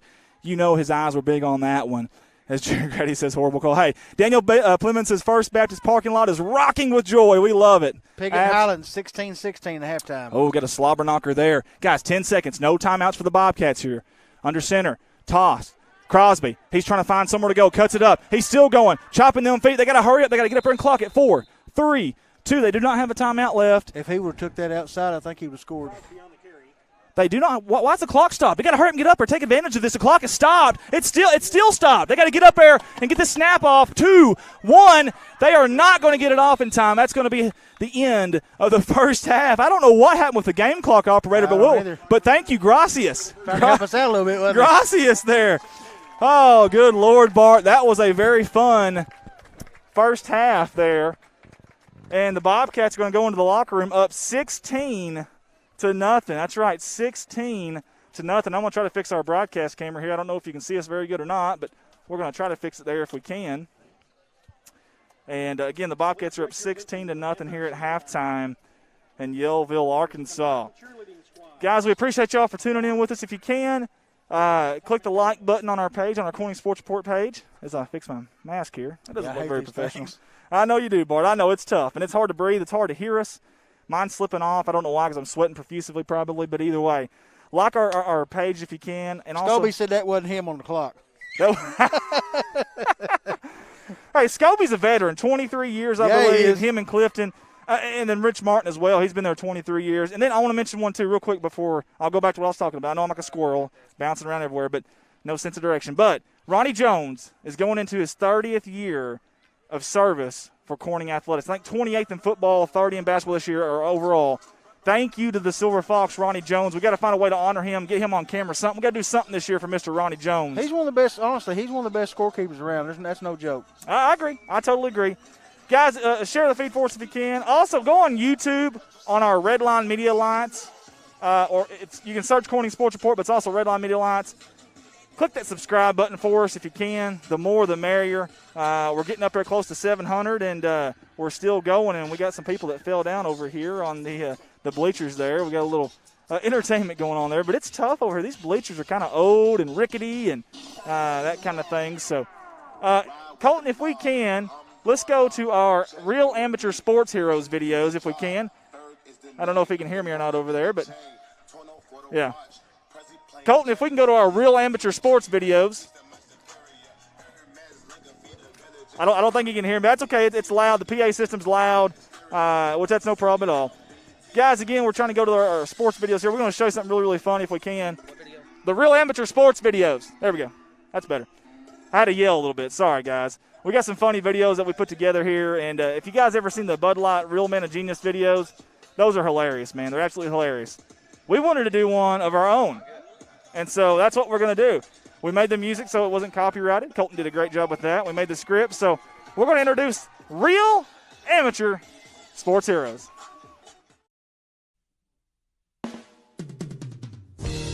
CSR presents Real Amateur Sports Heroes.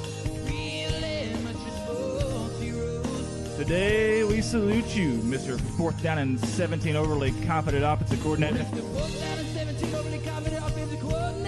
You take an obvious punting situation and turn it to a baby mama drama test result episode of Jerry Springer. Sure, every analytical chart says not to go for it here, but this school didn't hire a math teacher. They hired a borderline or reckless gambling wizard. What's cooler than a triple reverse halfback pass to an ineligible tight end? Your sun visor you wear with stiff gelled hair sticking out like monkey grass. That's what. Really think we can make it. You defy the odds while also defying every sense of logic and common sense known to man. And for that, this stream is for you, wild man. Sports Report, Corning, Arkansas.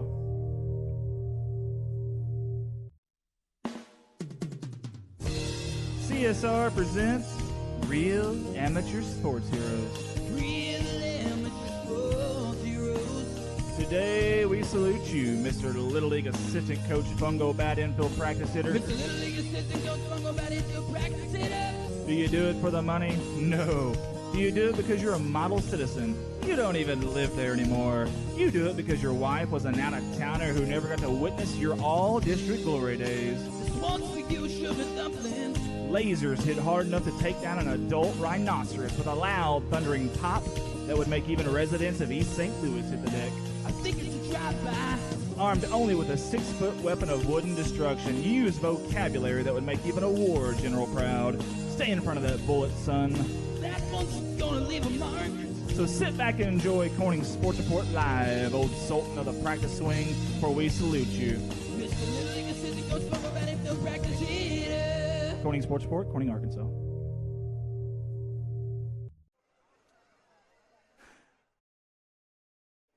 What'd you guys think about that? Now, I love it. I absolutely love that.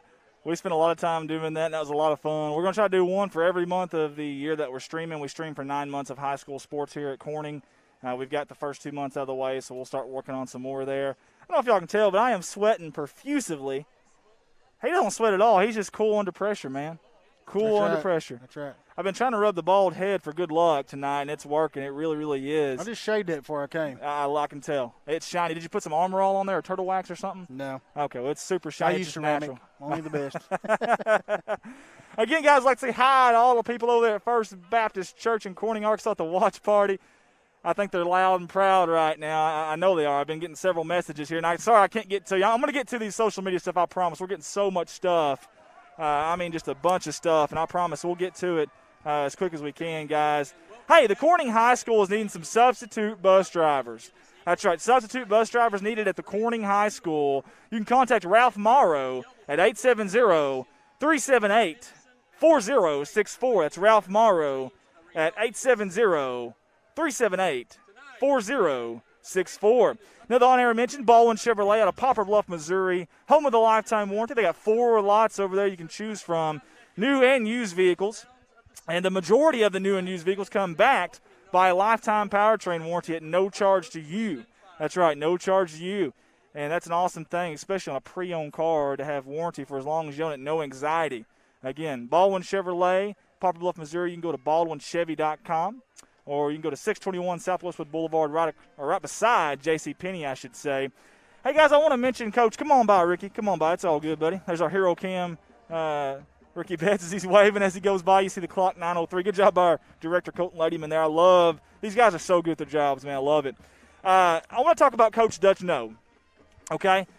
Coach Dutch No was at Corning for 7 seasons. He went 55, 17, and 2. 55, 17, and 2, guys. That is dominant. That's impressive. In 7 seasons at Corning. He had 3 district championships, 1970, 1973, and 1975, and an undefeated regular season in 1973. And I know there's a lot of stories out there about Dutch No that I've heard, but I want to hear some more if you can, if you don't mind. If you remember Dutch No, I wish I had the opportunity to know and met Dutch No, but you know why he went undefeated in 73, don't you? No clue. That's the year I was born. That's it. It has to be Good luck. Coincidence? No, I think not. Nope. No. The legend beside me here, the Ninja Turtle, Bart White. Did we ever figure out what Ninja Turtle you look like? No, we didn't. We didn't. And I was going Donatello, but I was getting made fun of by everybody. And I don't even know. I don't even know which ones are which. I don't either. Which one's a smart one? I don't know. That's not you. What color is he? That's not you. I'm the one that likes to eat all the pizza. Well, that's all of them. That's all of them. So either way. Hey, let's get to some social media engagement here. Let's engage with you guys at home if we can.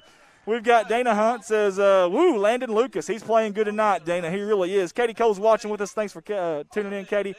Dakota Saunders watching from St. Louis. You can find me in St. Louis. Another little rap song for you. You've got something in the back of your head there, Bart. I don't know what that is. But probably a gnat. Probably a gnat. That's right. Chad Hovich just texted me, said my calves look really good on his big screen. That's awesome. Scobie said I'm the biggest Ninja Turtle. The biggest Ninja Turtle. Yeah. I don't know which one that is, Kirk. I really don't. But great stuff. And Skylar, I can't pronounce your last name. I'm going to give this a shot, guys. Y'all ready? Skylar Notzelman. Skylar, let me know if I'm right. Notzelman. Now, how's he going to tell you that? He's gonna comment. Skylar's still on with us. I believe in Skylar. Let me know, Skylar, if I got that right, okay? Adam Langston's on with us. Holly Crabtree's watching from Piggott. Allie Clark. Adam Valance says Michelangelo. Now, is Michael the one that I guarantee you Scott Dock can tell you which one is. Yeah, he's crazy about him. He has underwear and socks and really. Yeah, I got him some pajama pants for Christmas last year, I think. Yeah, not awkward at all again. But I think Michelangelo has like the little miniature pitchforks. What are those? Daggers or something? I don't know. What am I doing with my hands? It's your story, Andy. Yeah, I know it's like a weird dance. Like, what is that? You start a story, then you start asking questions. I don't know. Like, who does that? Yeah, exactly. Hey, you're talking about nicknames, we used to have a guy bring uniforms to some of our guys at Farm Service. Little bitty old short guy. He called me Butterbean. Butterbean, oh, the boxer. As soon as he'd walk in, he'd say, Butterbean. I Well, love here's that. the funny part. We were closed on one Saturday, and he come through there for some reason, and there was about 4 inches of snow on our scales, our big truck scales.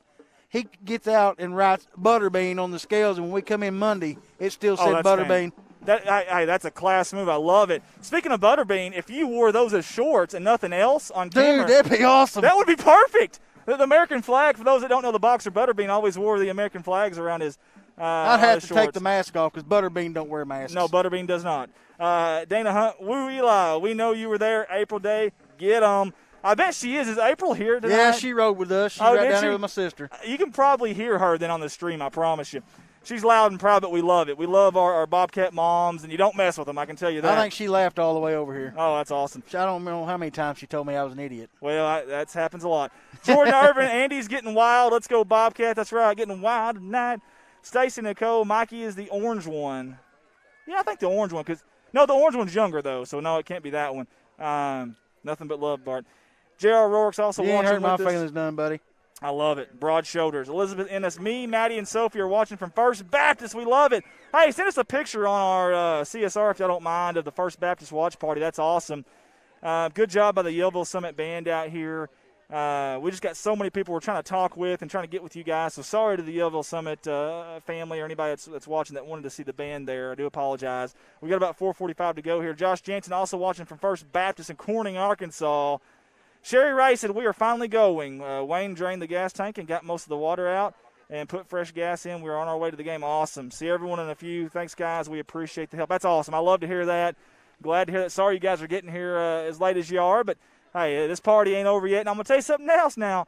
Yellville put up 42 points last week. Do not think this game's over. There was a game we had last year, and I know we all remember it, the Walnut Ridge game. We had a 3 or 4 possession lead in the second half. Is it me, or does Stevie Lane not look like Coach Poe down there? I think he does. Let's get a camera on him if we can. Hang on just a second, guys.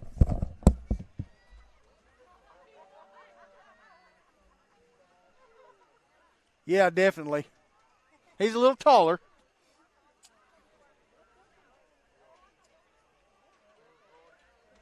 What do you think? I got to be honest with you, Bart. I think you're spot on. And I hate admitting that you're right. I really do. I mean, it pains me. Well, let me tell you why I said that. When I first got here, I came up here. He was sitting in that chair, and I gave him a quick shoulder rub. Sure. And he turned around and looked at me, and I thought, no, that's not Coach Poe. No, that was very awkward, wasn't it? Ooh, what do you say then, you know?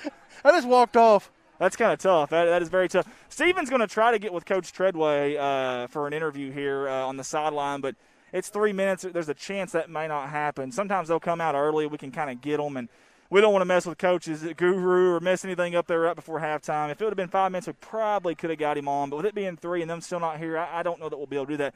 They've actually got a pretty long walk. I'm going to get that on camera, too. Treadway may – oh, never mind. Lady Panther volleyball in action on Monday night. It is going to be senior night for our Lady Panthers. They host Quitman. Game starting at 5 o'clock. Junior. If you see the doors back there, they're coming from the left of those doors right there, which is a long, long way away, down by the playground equipment. I'm sure Trevor Poe is probably on the slide right now, and Coach Treadway's got to get him out of there. But I was fixing to say before you took your headset off, Coach may come up and say, Trevor, I thought you had on a black shirt. That's right, exactly. I mean, he really does. That's a very good observation. I'm glad you made it. Never thought of it like that. That's good stuff. Josh Jansen, you guys are awesome. Thanks for everything you do for our Bobcats. You guys rock. No, thank you guys, man. The watch party thing is awesome. I love that idea. I really do. I think that is a fantastic idea. And it's something we've been wanting to do, to be honest with you. We haven't had the manpower or time to do it, just to be honest with you. And so we really do appreciate you guys for putting that on, and especially this year when so many people cannot come to the game.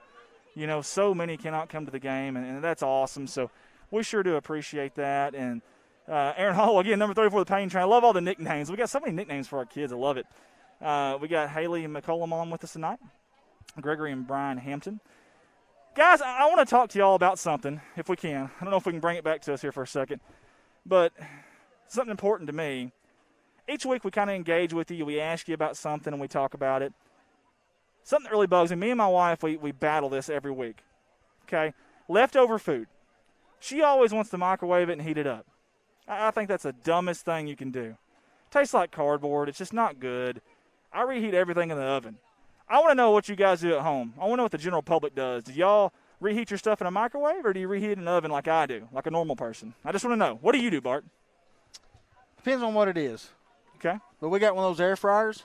Ooh. Dude, those are great for heating up pizza. Yeah.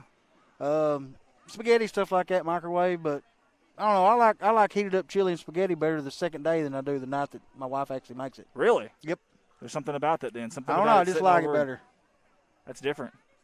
That's very, very different. I like it, though. And don't get me wrong, I can eat the leftovers. It's fine. I don't know if Heather, if my wife's on here tonight or not. But, man, I just don't get it. When you throw it in that microwave and you zap it, and I don't know what that thing is and how it's working. I don't know what's on it. It just doesn't taste right, man. And I don't know anything that you can put in the microwave and it tastes better than it did, but you're telling me the chili does. Spaghetti and chili, to me, Yeah. that's it. I don't like heated up chicken.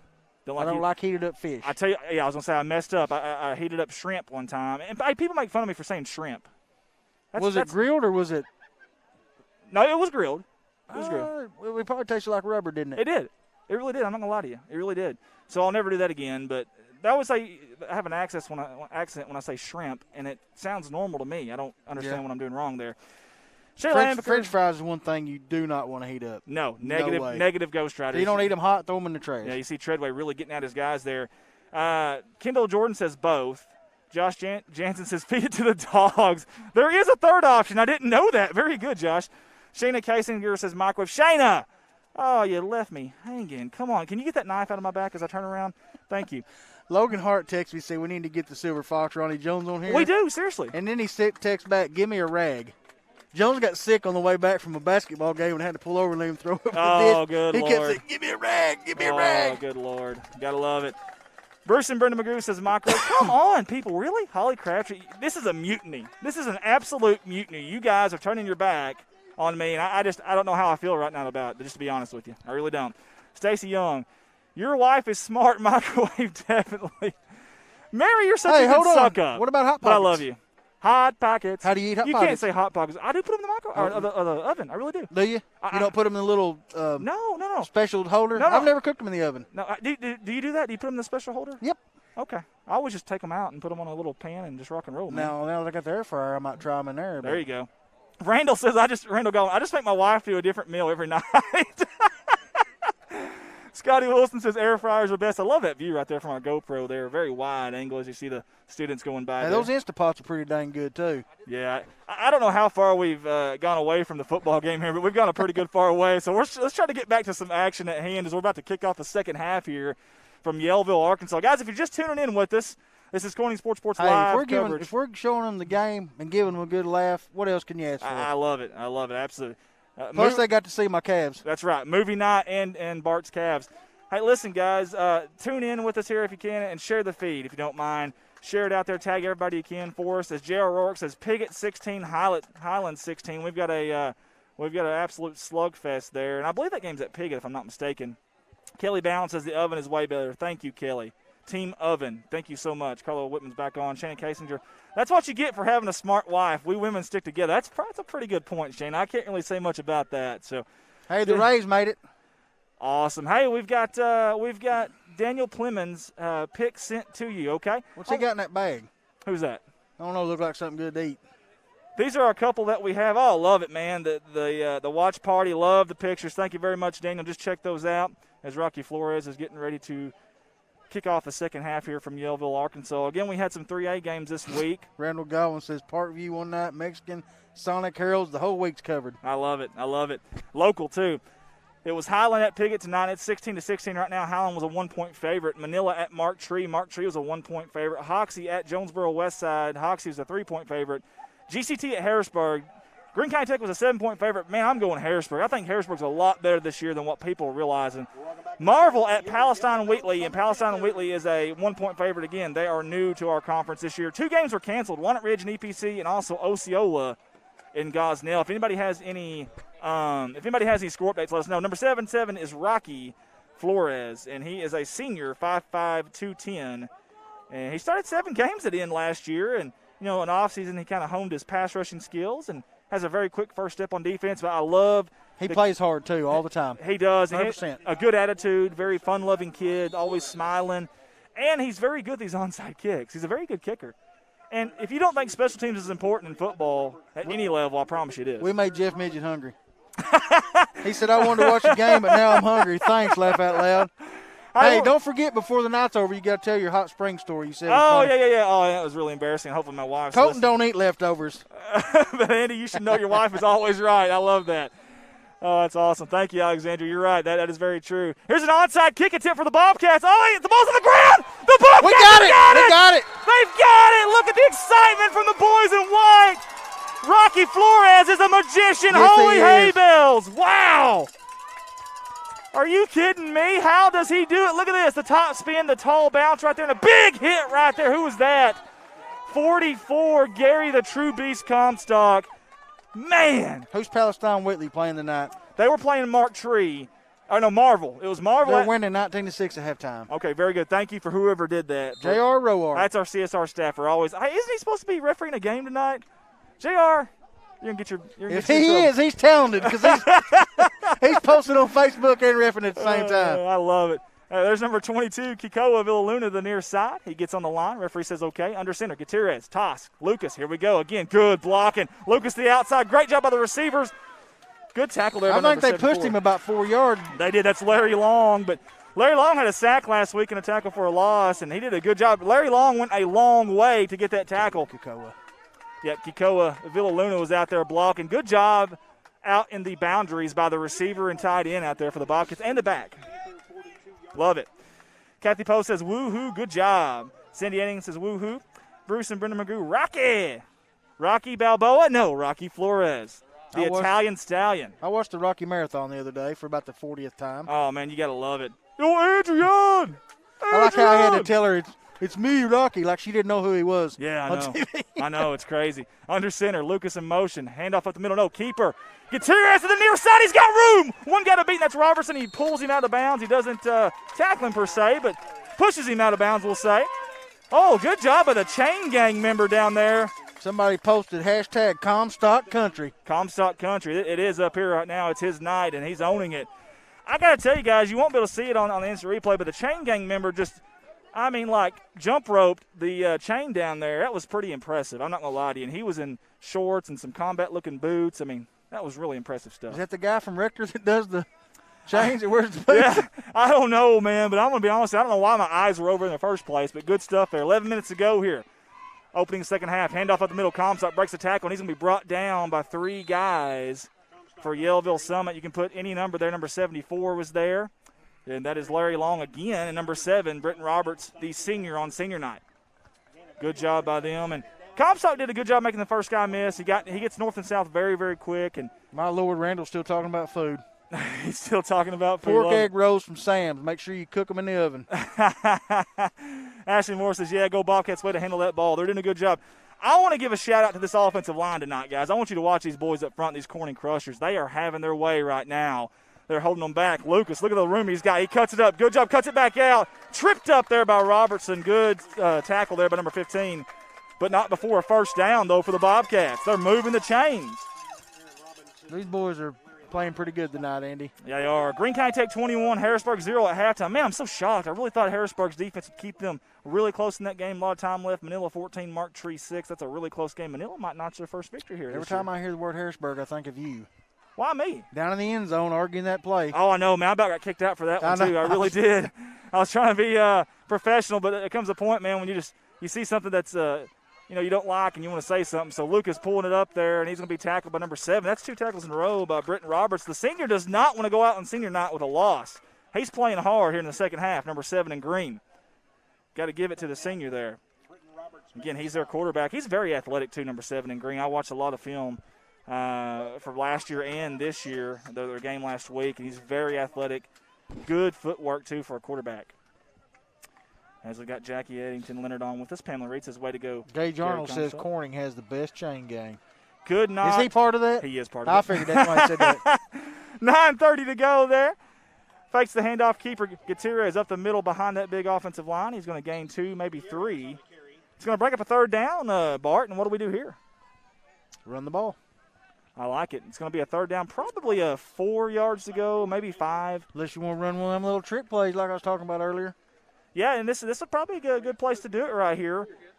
Again, 9:05 to go. Play clock should not be a factor. 20 seconds to go. We're going to spread them out a little bit here. 2 receivers at the far side. That's Grubb and Lucas.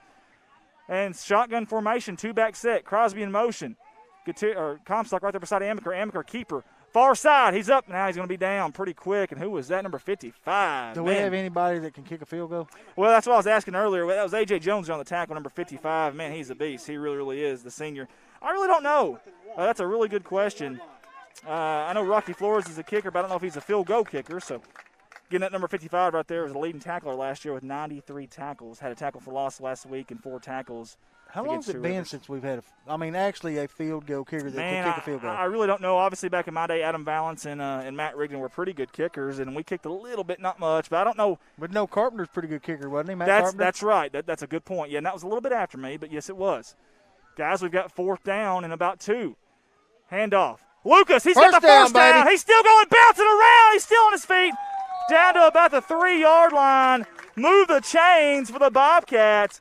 Number 55, I've been told, A.J. Jones has 11 tackles now on the night. Holy cow. Man, he is everywhere, folks. But look at number 8, man. I tell you what, you see him on the left side of your screen, right side of your screen. He's bouncing it in, bouncing it out. Very active. He's like a darn Energizer bunny out there. Gage says 12 tackles now for number 55 in green. Pickett's up 22-16 on Highland.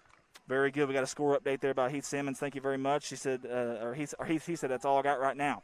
Here we go, guys. We have got 1st down and goal. Gutierrez, handoff. Comstock, second effort. He fumbles the ball's on the ground. Touchdown, Corning! Baby.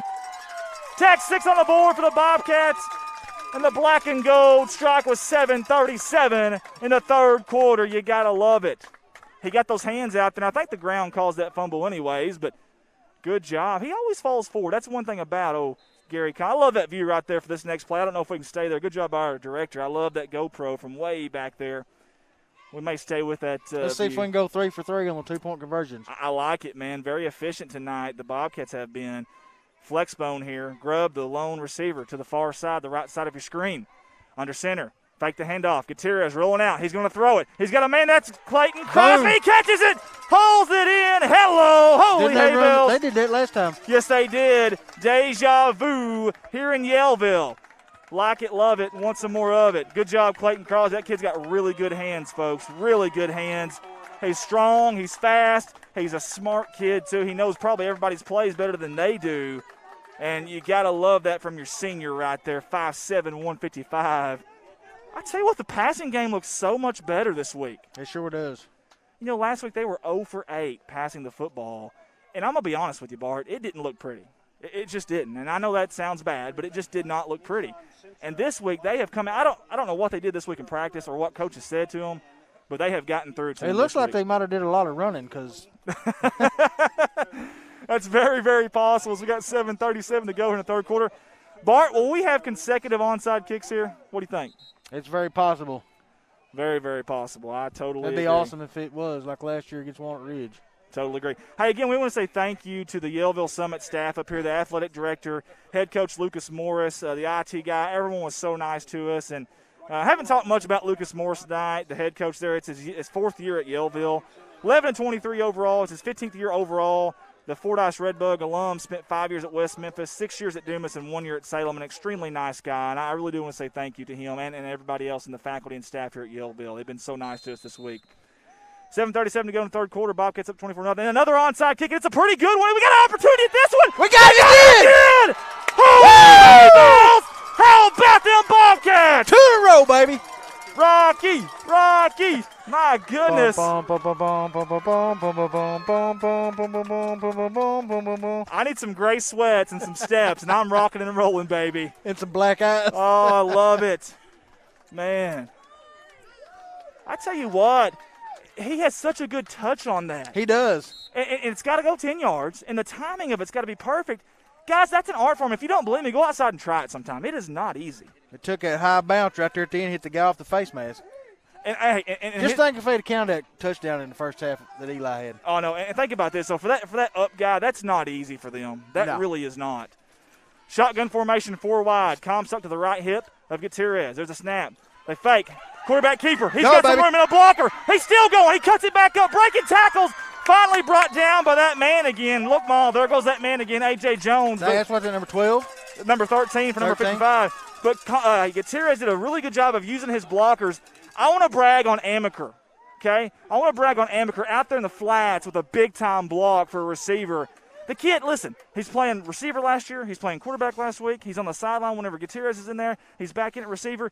Guys, he's a good team player, and he's playing his heart out there, and he did a fantastic job out there in the flats. 7-11 to go here in Yellville, Arkansas. And these Road Cats have shown it last year and this year. They play very good, very competitive on the road. Toss, Lucas, look at that big hole right there. You can drive a Mack truck through it. Breaking tackles, he hop steps. Looking like Barry Sanders out there, shaking and baking. Jennifer Poe wants to know who said it was going to be a one-point game. Well, it was Hootens.com. They are the so-called experts here in the state of Arkansas. You said it right, so-called. Yeah, there you go. So-called experts here. But listen, I'm not getting too excited yet, okay? I'm not either.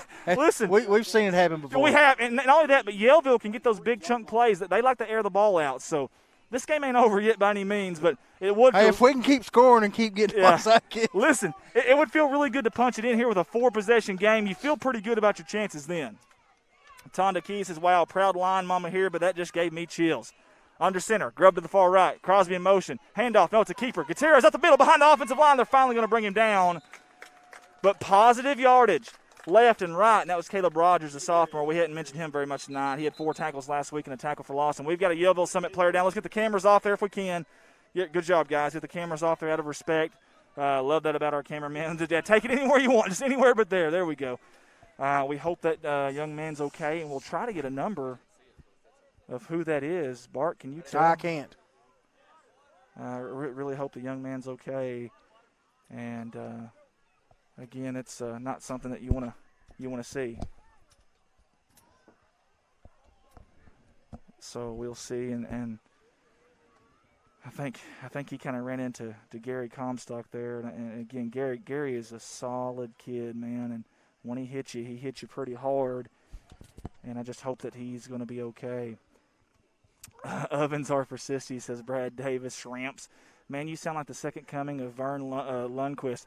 You know, Vern Lundquist got a lot of bad rap, but I'm going to tell you the truth. I like old Vern. I really did. And CBS Sports does a good job of covering games. And Gary Danielson I always thought was pretty good. But I know a lot. He got a bad rap from a lot of people, but I thought he was pretty darn good. Well, my daughter just hit me with a low blow. Love how you're talking about all these things to cook in, and you can't even cook. Oh, man, that is, yeah. Shots are fired right there.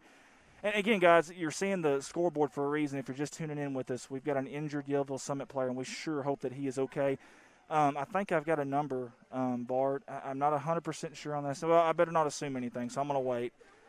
If there's any Yellville parents that are watching, he's been down on his back, whoever the young man is, and he is moving. That is the good news. He is moving. We are seeing movement.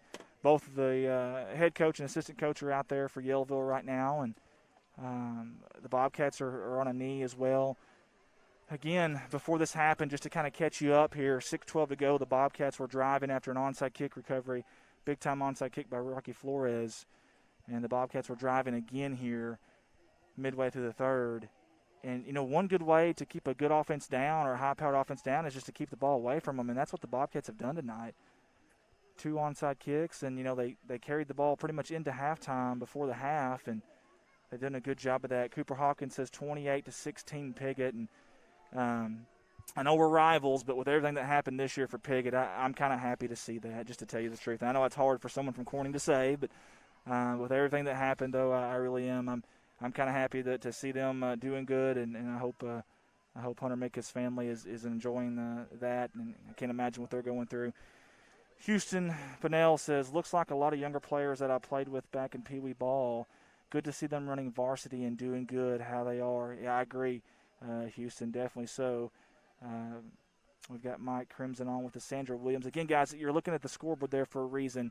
We wanted to get the camera off of the injured Yellville Summit player, and he is still on the ground. Coach Treadway is actually over there with them now and talking. And folks, I just want to brag on Coach for a second.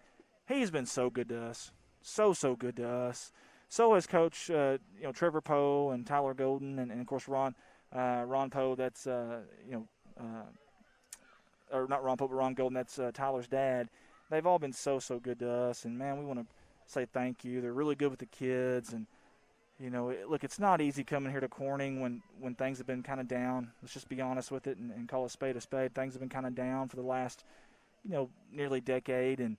But I really think we're building the foundation for something much bigger here, and I think they're doing a great job. And I'll be honest with you.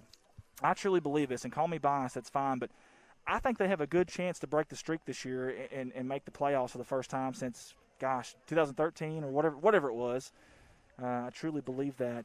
Again, we have number, I think, Bart, is that number 77? If so, that's Kirk Knapp, the senior, 6'1", 245. Again, he's the strongest Yellville Summit player. I think you're right. He bench presses 285, 470 squat. He had a tackle last week for a loss, and he tried to get up, and now he's going back down. And gosh, I sure hope this young man's okay. Folks, thanks for tuning in with us here. We're still going to be playing some football. I don't know if they're waiting for an ambulance here. I really don't know what we're doing, just to be honest with you. And again, the camera is off there, is off the player for a reason, and just out of respect, if anything. We never want to, show a player that's in pain like that. That's not very professional, I don't think. And so we're going to get you back here. We're going to do a little split screen for you here. I'm going to put the clock on one side, and I'm going to put us, or try to put us here on the other. Again, guys, we hope that young man's okay. Bart, have you seen much of anything there that could tell us kind of what happened, maybe? Or no, really. I hate to speculate. Obviously, that's the last thing you want to do. But there we go. Sorry, my director there was doing something else. So get us on the split screen there for you. Again, guys, thank y'all for tuning in. So many people have tuned in with us tonight. You guys are awesome. Y'all rock. But we could use some prayers right now. You guys at the Watch Party First Baptist Church, we could use some prayers right now. Number 77, Kirk Knapp, who, by the way, I've watched this kid on tape now, about 7 games, 6 from last year and 1 last week.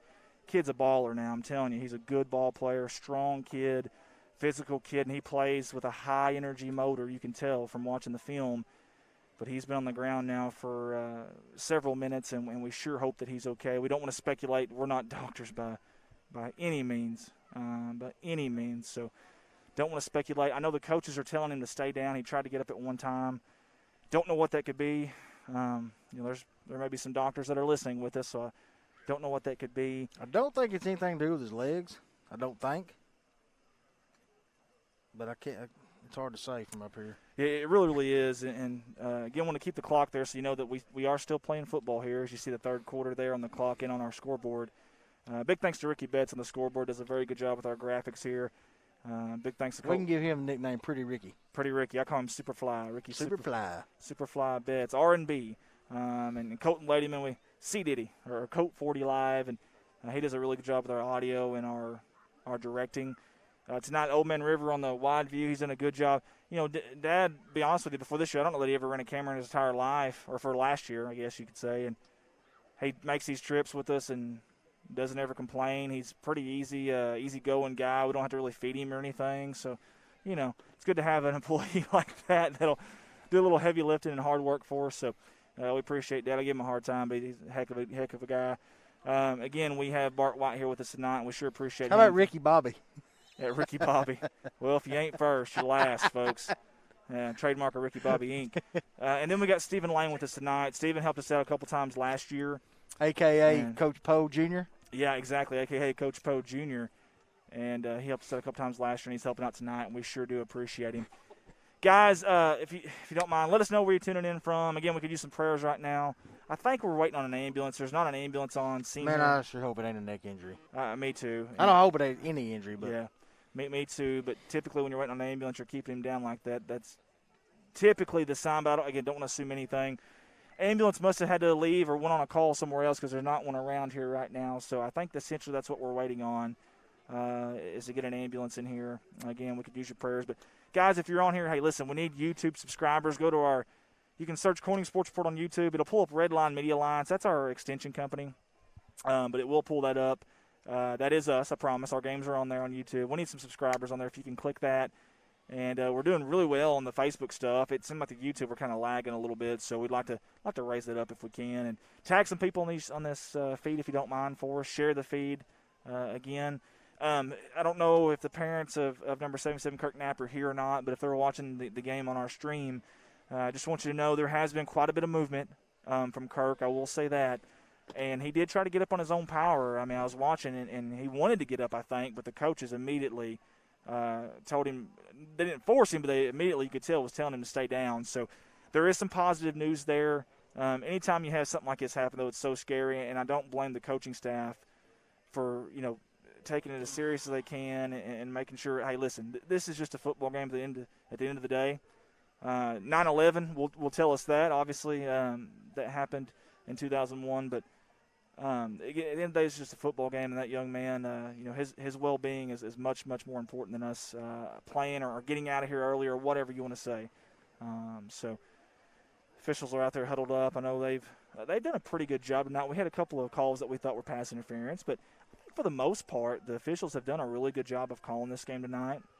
And it's been a decently clean played game.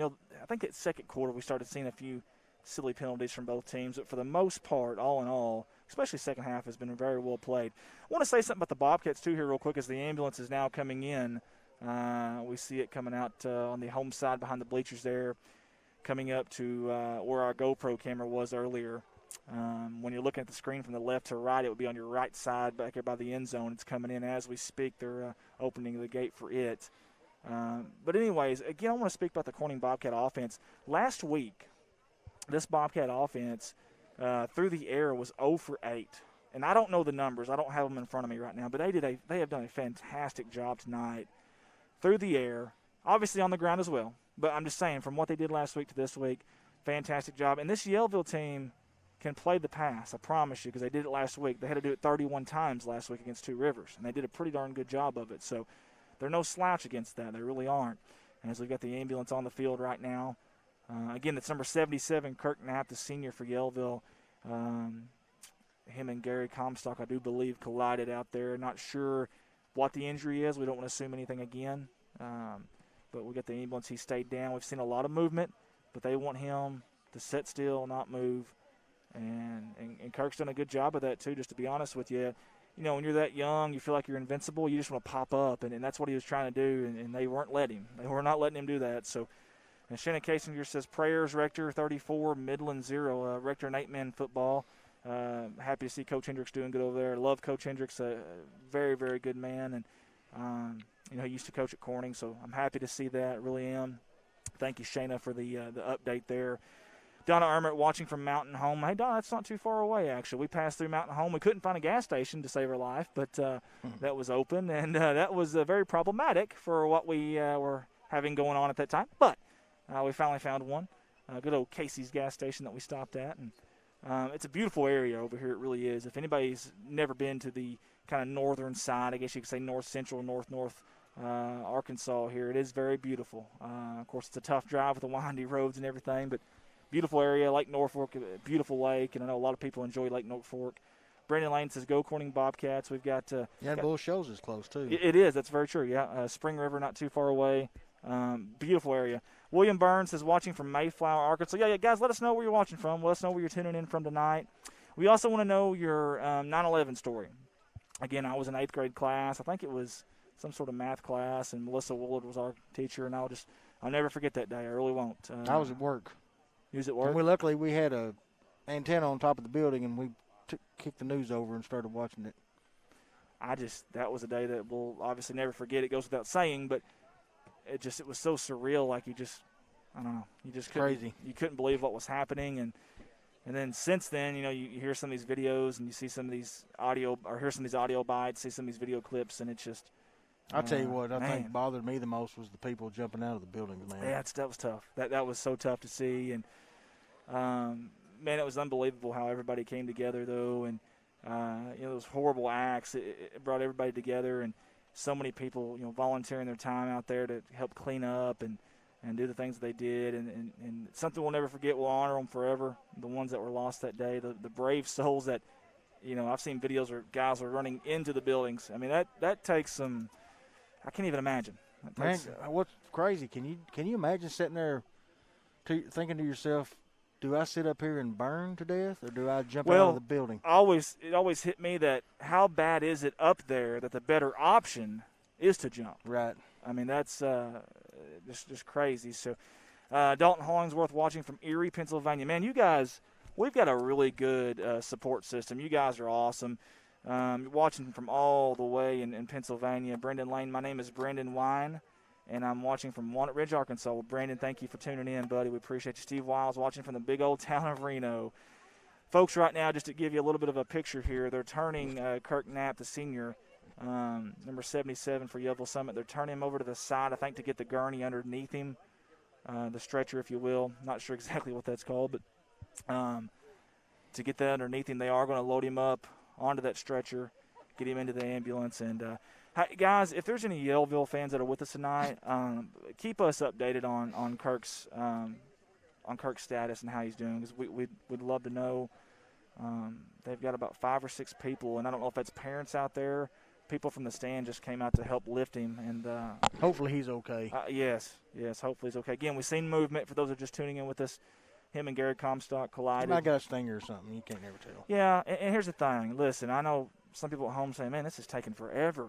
But, man, you can't be too careful with this kind of stuff. That's right.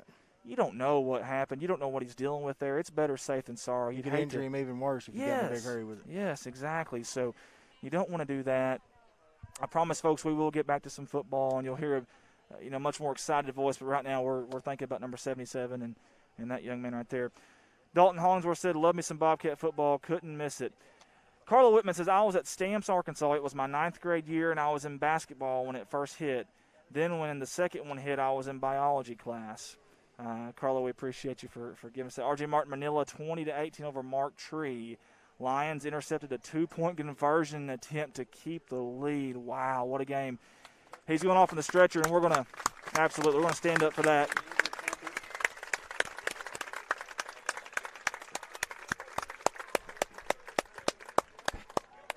I love the sportsmanship there shown by both sides. And, again, if there's any Yellville Summit fans watching us tonight, please keep us updated on Kirk's health and how he's doing. How about that Manila Mark Tree game? Wow. Christopher Zitzelberger's watching. We appreciate y'all all for tuning in with us. So many of y'all. Man, you guys rock. Y'all helped us become the #1 viewed streaming company in the state of Arkansas last year in our first year in small Corning, Arkansas. It ain't like we're out here winning state championships left and right either, Nothing against what we're doing, but at the same time, you guys are awesome. You guys rock. You support your team no matter what. You support your school. You support your town. You support the good causes. And I want to say thank you from the bottom of my heart for that. I really do. Ashley Moore said, let's never forget our unity as the world stopped and prayed. Adam Besson, we need a little bit of something to laugh at. It's tough times right now seeing a player get injured, and Adam Besson just brought it. Looking sexy tonight, Bart, he says, with a laugh out loud. Thank you, Adam. Thanks, Adam. Yeah, we it's kind of weird. Yeah, but anyway, we needed it as the teams are. It's been so long. The teams are stretching now. They're actually out there stretching, and I think we're okay to get the cameras back going on out there. We might get the cameras on our football players now. Hey, Jim Davis Jr. shot me a text, said thank you for what you're doing. He wasn't able to make the game tonight, and because of this, he's able to watch it at home. Man, that's awesome. That makes our day. That really does. It's stuff like that. We heard so many different things like that last year, and that just makes you feel so good when you hear something like that. And people that are on the road, truckers, or people that are sick and then they can't get out, or whatever it may be. And that's the reason we started this was for the kids, but, man, it's turned into so much more than that. And we really do appreciate everybody. As Michelle Ingram says, prayers for number 77. Absolutely. Guys, thank y'all. Hey, thanks for the guys back at home, too. Our staffers, Jared Grady, Gage Arnold, and Adam Balance, are keeping stats for us. They're kind of making sure you guys, if y'all have questions on different pages, we got a Redline Media page, and then we also got the YouTube channel, making sure if y'all have questions there that we're getting them answered. I can't believe we had so many people say microwave on the CSR engagement this week. Reheating your food, microwave or oven. I really thought we'd have more oven people, but Andy, how do you cook your microwave popcorn, buddy? Man, I don't really do popcorn anymore. It gets in between your teeth and it bugs the fire out of you. But obviously, I put that in the microwave. But I used to cook it on the stove, but it's so really? much easier to microwave. Yeah, I'm going to say someone that cooks on the stove is just a perfectionist. You know what I mean? They're a real cook. That's not me. I'm not that guy. I'm not a real cook. I can make probably the best rotel in the country. Really? And I can pop popcorn on the Well, stove. how about we have a Super Bowl party at your house this year if you're going to make some rotel? Well, we might not have one at my house, but wherever we have it, you're invited, and I will make some. Hey, First Baptist Church, if y'all are listening, can we have a Super Bowl party out in the parking lot? We actually have it at his father-in-law's house. They have a humongous living room.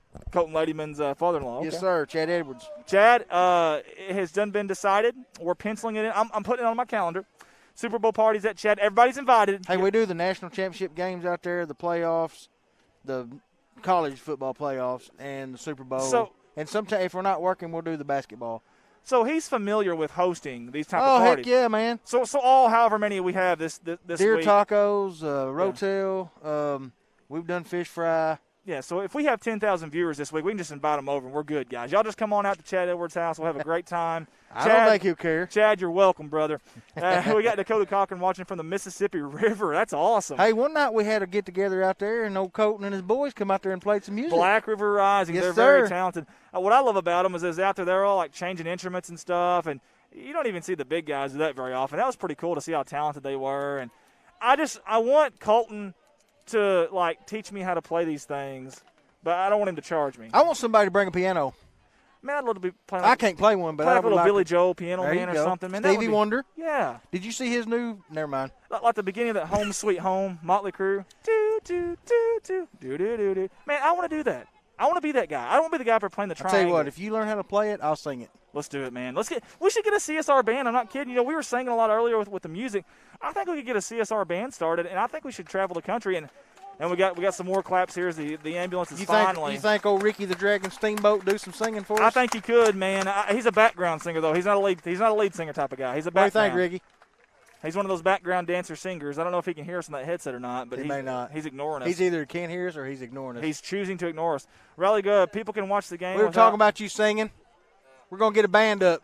That's right. Riley Grubb says people can watch the game without swatting mosquitoes tonight, and I'm going to tell you something. That gets a thumbs up That's for me. exactly right. My goodness. Man, this week the mosquitoes have been worse than they have been all year. So bad. Listen, they turned it up a notch like the Bobcat defense tonight. The mosquitoes had this yeah, week. they have. My goodness. I mean, a swarm of them. You know, and you open your door and you, like, try to, like, you know, blow them out of there and swipe them out of there, but it don't work. You open the door, 10 of them get in. It's just, man. Adam Valance. Andy, I could see you playing the tambourine.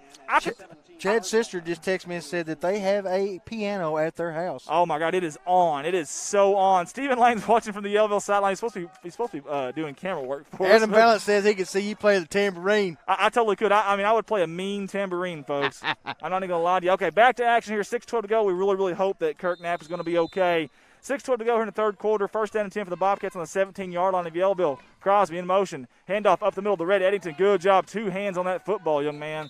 I like to see that. What is wrong with Xander? You know, I really don't know. In number 17, Xander, he's on the sideline tonight. He played last week. I don't know if he got some kind of maybe a little stinger of some sort. You think he was named after Vin Diesel on the Triple X? I've never seen Triple X, but, man, if he's named after Vin Diesel, that's got to be a good thing. Have you ever been mistaken for Vin Diesel, Bart? No, I haven't. Okay. Not even close. I just want to. No. Butterbean, couple times. Adam Valance says more cowbell. Love it. Love it. Here we go. Toss. Amaker. He's going to cut it up. He's got room. Up the middle. Breaks the tackle. Touchdown. C-H-S. But. Settle down. There's a flag. But we've got laundry on the field. Man. Dadgummit. Dag-nabbit. Holding on the Bobcats is K. Bieber. We're back. Beavers are watching from St. Louis. We are still. Bieber, is that like Justin Bieber? I think so. Dang. Yep. Wonder if Nicki Minaj is watching with him. Man, you know a lot about hip-hop culture. Man, I didn't know that. I don't even know who Nicki Minaj is. We are still Team Ranch, by the way. Thank you. Thank you, K. Bieber. I'm glad someone's got my back tonight because it was a mutiny. Everyone was just digging that knife in my back on the oven thing and the microwave. Don't worry about it, man. To each is their own. To each their own. I totally agree. Totally agree. Bart, it's going to be a long drive home tonight, my man. Yeah, you know what's bad? I'm going to have to drive. I don't think I can talk my sister or April into driving. Probably not, man. But I like driving. I like to be in control I do like too. that. Yep. I really do. Handoff, Amaker, a little cross in the backfield, misdirection. And I tell you, good job by number 52 back there. Now, if I'm sleepy, I'll pull over and let somebody else drive. Number 52, Tyler Barrett, the junior, 6'2", 40. Started 2 games and broke his wrist last year. Well, we just had somebody invite herself to our Super Bowl party. Elizabeth Ennis. Very good. She says she can play the piano. Okay, well, then she's definitely in for sure. Oh, Andrea Edwards is watching. Andrea, we're having a Super Bowl party at your house, and somebody's playing Home Sweet Home on the piano. Andrea, I was not wrist and wasn't able to play. Crosby in motion. Gutierrez under center. Fake the handoff. He's got a guy right in his face. He throws it up. Crosby going to try to run it down, but he can't. And also Grubb was out there. I don't know who that was intended for. I don't either. That's going to bring up 4th down in a very long 17. What do you do here? I mean, tied in up the seam maybe. You haven't really showed that tonight. We showed that last week, and it almost broke at Cave City. Maybe Eli Mason up the seam here. Obviously, a play action probably won't do much of anything here on 4th down and long. Brandy Woods, Punk's sister, says we don't need to let April drive. She's a little wild. I love it. It's Patty Parch's prayers from number 77. Absolutely. Thank you for making it possible to watch here in Dallas, Texas. Awesome job, Bobcats. Get them Corning Crushers, number 67. He's been 67 is a human plow out there. And, folks, if you don't know who number 67 is for the Bobcats, let me tell you, that's big old Dakota Wilkins. Dakota Wilkins goes 6'1", 345. He's a senior. He's the strongest Bobcat, 330-pound bench press, 305 power clean. He is the team's top run blocker, according to Coach, and he dropped 25 pounds in the summer. Probably from dancing around so much from having the mosquitoes try to bite him. I wouldn't doubt that. Or they sucked that much blood out of him. That's one of the two. Michelle Ingram says, Keith said he would play drums or sing. We're going to start a Corning band, dude. Dude, I've been to some of their crawfish cooks. He cannot sing. Sorry, Keith. You cannot sing, buddy. I love you to death, but you are no singer. Oh, I love it. Colton's heard him. I love the brutal. Colton's over shaking his head agreeing with me. I love the brutal honesty tonight, man. That's the only way to be, man. Bart, were you at the Spring Festival when I sung a little Bon Jovi? What was your honest opinion? No, I wasn't. What was your honest opinion? I wasn't there. Okay, so you didn't get this. Okay. I'm sure it was good, Andy. Oh, it was great. What song did you sing? What did I sing, Colton? Did you give Love a Bad Name? No. What was it? Living on a Prayer? No, it wasn't Living on a Prayer. I don't know, but it sounded a lot better when I sang it, obviously, than Bon Jovi. But, hey, I'm not going to brag. Gutierrez flushed out of the pocket. The ball's on the ground. It's a fumble. Yellville, they're going to say incomplete pass. No, that was a pass. They're going to say incomplete pass. Get an instant replay on that, Colton, if we can, real quick. See if his arm was forward on this. You be the judge. That was awful close. Either way, though, it's a turnover on downs because it was 4th down either way. So, but if it's a fumble, they can pick it up and run with it possibly there too, though, which he got on it on the ground, obviously, as you see on the instant replay. Good job by Colton Luddyman there. And Pauletta Wood says, Punk sister, you already talked about that. Shayla Amaker, go! Number 67, Big W. That's a big old boy, but I'm telling you what, he's a good kid, too. He really is. Very respectful. He's always been very good to us here at CSR number 67, as you see him right there. Good job by our cameraman. There's probably nobody knows who Punk is. I don't. He was a grade behind me, and his name is Ronnie Woods. Oh, Ronnie Woods. Well, there you go. Ronnie Woods is Punk. I didn't know that. Good blocking up front there by Yellville. But look at the linebackers of Corning. You had Amaker in there and Comstock, and even Grubb came in late there to clean it up, and Crosby. I mean, goodness, they're a swarm of Bobcats. Love at number 1 getting in there. He's fearless now. He's like a gnat. What did we call him last year? Flash or Scrappy Doo? I think we called him Scrappy Doo last year. But, man, he is just everywhere in there, and he's not afraid to get physical. 412. Come on, man. Little Madonna for you on a Friday night. I hope your Bon Jovi song was better than that. Yeah, I promise you. It was way better than that, man. And I didn't need to live on a prayer. I'm that good. Shotgun formation. Robinson passed low. That was intended for number 14. He said Tristan the song Phillips. you sang was "I'll Be There for You." I'll be there. That was it. That's I'll be a good there one, for man. you. Yes. Probably the toughest song to sing, but when you got talent like me, let's just be honest. You just do it. Hey, I hope number 67's okay. Wilkins is coming off limping. Man, we do not need that. That's the last thing that the Bobcats need, especially against a very, very important game next week against Salem, the last non-conference game. And he's sitting down on the cooler over there, and he's looking at his right foot. I don't know if it's his right foot or his left one, but he's looking at his right one, so I assume that. Hey, guys, it's going to be 3rd down and 11 here. Bobcat defense going to pin their ears back. There's a pass. No good. I'll tell you what, incomplete pass. Tristan Fellows had it. He looked back a little too soon before he caught it. Somebody wants you on American Idol. I'm in. Sign me up. Where do I sign up at? I wanted to sing the night that Black River Rising did their concert, but they wouldn't let you? They were adamantly telling me no. I don't know what that was all about. Maybe they were jealous. I don't know. Maybe I was going to take Colton's lead singer, spot. I don't know what it was. Who is Colton's lead singer? He is the lead singer. Oh, I thought you said you were going to take his lead singer. Yeah, I was going to take a spot, and he didn't want me to do that, so he obviously didn't want me to play. He can sing. Oh, he's a good singer. He is. He's good, but I've been called the songbird of my We generation. want to do that again out at Chad's and get him out there. Absolutely. There's the punt. Grubbs and let it bounce. You got to pick Why it did you up. not pick that Come on, up? bud. Oh, my Come on. Lord. It's okay. Now, listen. Now, these are young kids out there, and you got 3 or 4 guys coming at you 100 mile an hour, but you got to pick that thing up there. Andy, this is football. I know, bud. I know. Not basketball. I know, but I love these kids. Yeah, I make excuses. I love them get too, it. but I get it. But you do got to pick that up. You do. Daniel Plemons says The Voice. there you go. Where are those things at, anyways? Like if I wanted to go sign up, They've had them in Memphis before, and I think Nashville maybe. I can do that. St. Louis. I can do that. I just need a little bit of training. Didn't they have it in Fayetteville one time, Colton? Somewhere over in that area. I know for sure Memphis. I've got a message from Michael Smith. Listen here, young. That Olivia Newton-John singing "Physical." I thought it was Madonna. Is it not? I guess Olivia Newton-John was the original, is what Michael's trying You know to who tell that me. is, don't you? Olivia Newton-John? Yeah. Yeah, absolutely. That's Elton John's sister. Absolutely. Love me a little Rocket Man now. Grease. Love it. Hey, look there, Landon. I know where to go. Number 7, the senior, Britton Roberts, says, nuh-uh. He shuts the door. Hey, Adam Besson says America's Got Talent, so you can dance while you sing. And hey, if anybody watched the dance battle last year with me and Growl, you know I can definitely not dance. But I'm going to try it every time, though. 3:23 to go here, 24-0 to Neil, Love, Goose Egg, whatever sport you want to call it.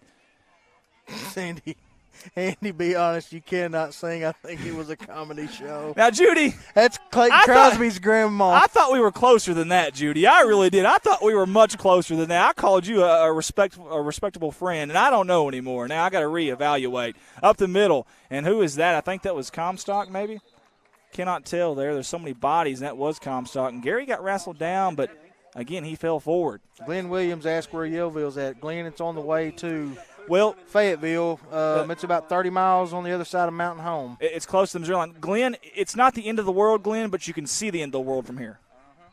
We'll just say that. Hey, Glenn Williams was a heck of a running back when he was in high school. I heard that. I did hear that. Coach Don Kimball His and I were talking. nickname was Booger. Booger. Yep. Nothing wrong with that. I'd pick old Booger anytime. He's fast. 3rd down and 9, that little Booger. 2:25 to go here in the third quarter. Little double reverse. As a reverse Crosby, far side. Breaks a tackle. He's got a little bit of a head of steam. Falling forward, I should say, to about the 24, 25-yard line. He's going to be short of the first down, though, by about 3-4 yards. I assume the Bobcats will punt here. Crosby broke 10 tackles last week on like 4 or 5 carries. I mean, it was insane. He is very shifty. And I love it. He just bounces up. He's not pounding his chest or staring guys down. He's just I love it. Absolutely love it. Judy Miller, I love you, Andy. Well, Judy, you got a lot of sucking up to do is all I'm going to say. Joey Suckerby, I love you too, though. Glenn Williams, hey, I went to school in Fayetteville, never saw it. If you went through Mountain Home, you went right through it, Glenn. He wasn't driving. He was sleeping in He the was back probably seat. running so fast. Yeah, that's what Look at that high end-over-end punt. Great boom by Comstock, but it takes a Yellville bounce. Touch that ball, son. There you go. Good job there by Crosby. He's going to down it at the 46, I guess, of Yellville. They'll take over from there. Listen, we've talked a lot about the Corning offense tonight, and we have, and rightfully so.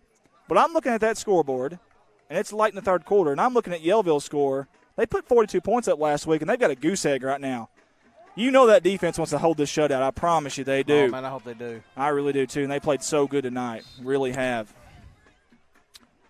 Again, big thank you to all of our workers tonight, our staffers. And was that not a flinch there on the offensive line? But either way, handoff. Great job in the backfield. Somebody lit it up. Good morning, good evening, good night. I can't tell who that is. Probably Comstock. No, that's going to be number 60. That's Fisher Francis, I do believe. He's fishing, and he got him a Marlin. Started 10 games last year as a sophomore. And, man, had 3 tackles last week, too, versus Cave City. Fisher's he's feisty now. He really is. Now, he may be undersized for a defensive lineman. He gets that from his mother.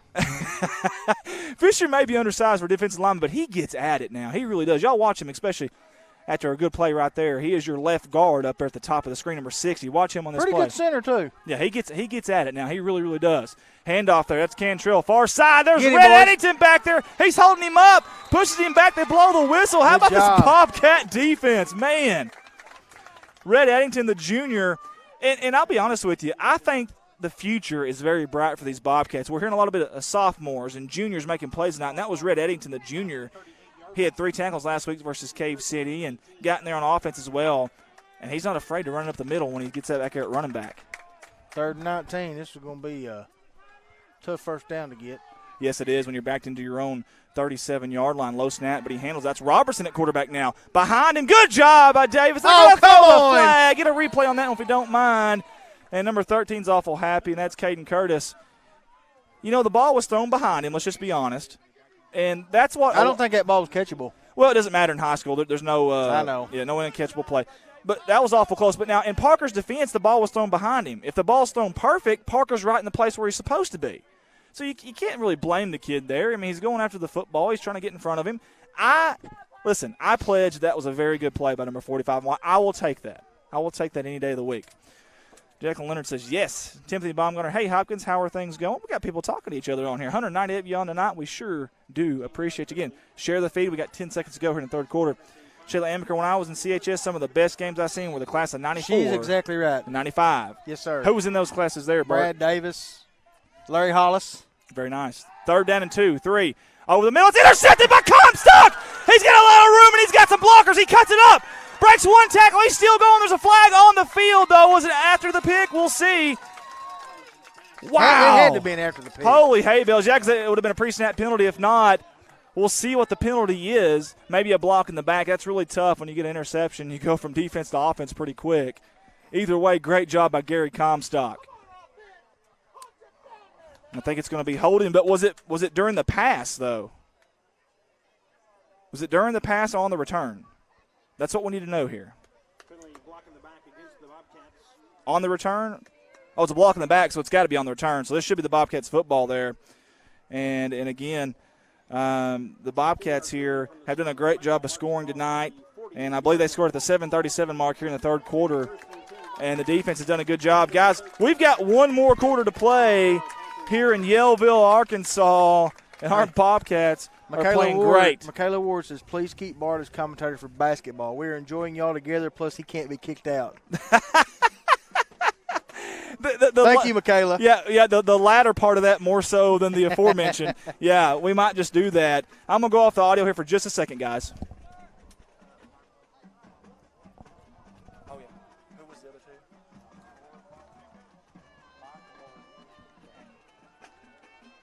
Go ahead.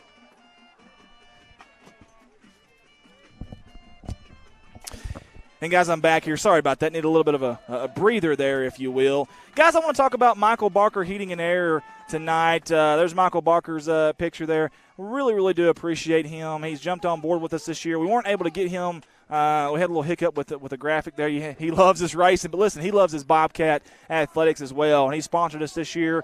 Also allowed us to use his scissor lift for the home games, which we love that camera view. Also, guys, we had – I believe it was Woolard Farms, Nathan, Jennifer, Dylan, and Josie, very, very proud sponsors of Corning Bobcat Athletics and the city of Corning. They always have been extremely good people. And did I see them here tonight? I don't know if I did or not. I don't know if they made the trip or not. But I hadn't seen them, but that don't mean they're not here. Yeah, thank you guys so much for sponsoring. Again, we had so many sponsors jump on. You guys are just awesome, and we really do appreciate it. Toss, Comstock. He's got blockers. He cuts it up. He's still going. Gary's got one man to beat, and he's going to bring him down. And that's Hunter Smith with a touchdown saving tackle. But I tell you what, the damage is done. Big-time play there by Gary Comstock. I thought he was gone, Bart. I did too. Amaker would have been. Yeah. Now, again, Comstock 4.7 40 speed. He's no slouch by any means, but you're right. Amaker might have been gone, and they never caught him. But 44 is doing it. Listen, he does it on the defensive end every week. But tonight – do we know what Jordan Grubb runs the 40 in? Because he looked pretty fast. Yeah, Jordan does. I believe he runs the 4.8 40, which is still – listen, guys, anything sub-5 in high school is fast, okay? You get down to that 4.5, that's stupid fast. I hate to use that word. It's a horrible verbiage, but that's stupid fast. 11:26 to go here. 5 on the play clock. They get it off. Toss to Comstock, right side. He's got a head on Steve. He breaks a tackle. He hurdles the guy. Baby. Touchdown! I think he was mad. C-H-S! Put 6 on the board for the Bobcats of Corning and the black and gold strike with 11:18 to go in the final quarter. He was mad because they run him down, and he pushed it through that time.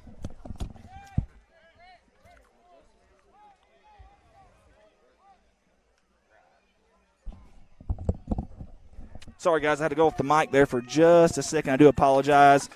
How about Gary Comstock, man? I love that they fed the ball to him there at the end because, man, he got them all the way down there on that big play like that, and they fed it to him. I love it, and he capitalized. Listen, they're closing out drives tonight. That's something that they did not do last week, Bart.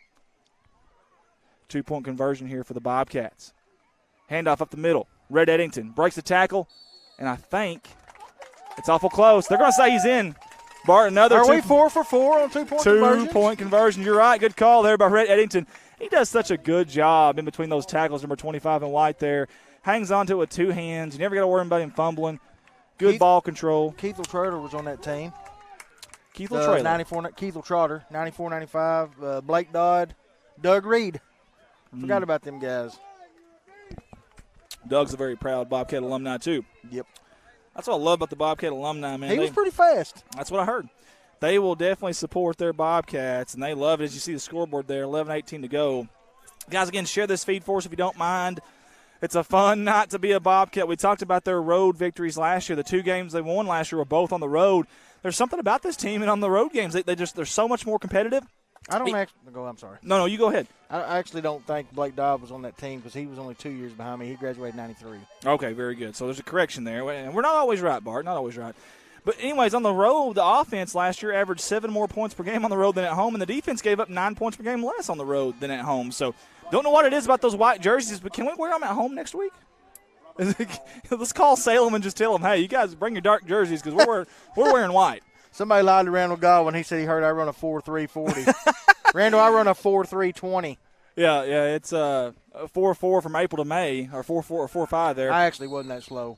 You know, Bo Jackson. I wasn't fast either. Bo Jackson ran you're like a white Bo Jackson. Wasn't it like a 4.1 something? Yeah, something silly, man. He was just a different level, guys. Dude, if he hadn't got hurt, yeah. I think he would have broke every NFL record set by running back. Well, it'd been really interesting to see if he could have made the Hall of Fame in football and baseball. That'd been really interesting. I don't know if he could have. That'd been a really tough task. But the flag goes back into the pant pocket there. Actually, no, he's not stuffing it in the pant pocket. He's stuffing it in the pants of the referee there. They got to get them more pockets on those pants. They got to do something about that, something a little bit.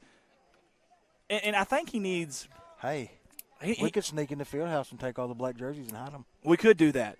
We'll have to do it a couple days ahead of time. That way they can call Salem and say, hey, you're going to have to wear your other jerseys. Who was the pitcher? Was it Chris Sell last year that cut up all the jerseys and he didn't want to wear like those retro jerseys?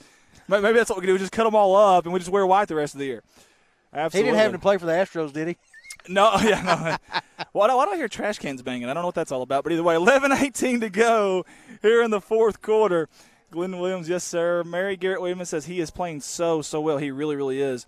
Doug is still fast. He's fast than all the Corning boys, says Stacey Nicole. Or faster, she says. Anna Jansen says, awesome job, Bobcats.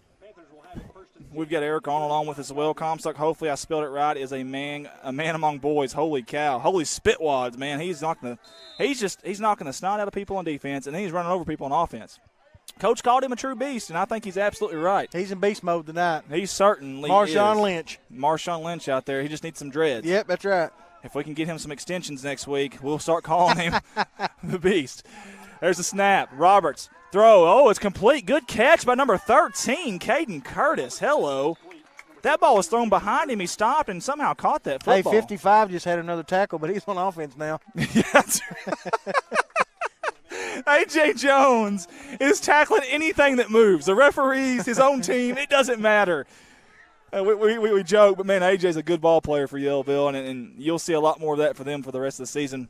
Again, guys, if anybody's from Yellville on here that hears about Kirk Nat, number 77, please let us know if you don't mind. 10:45 to go. Roberts throwing again. Almost picked off, and it was caught.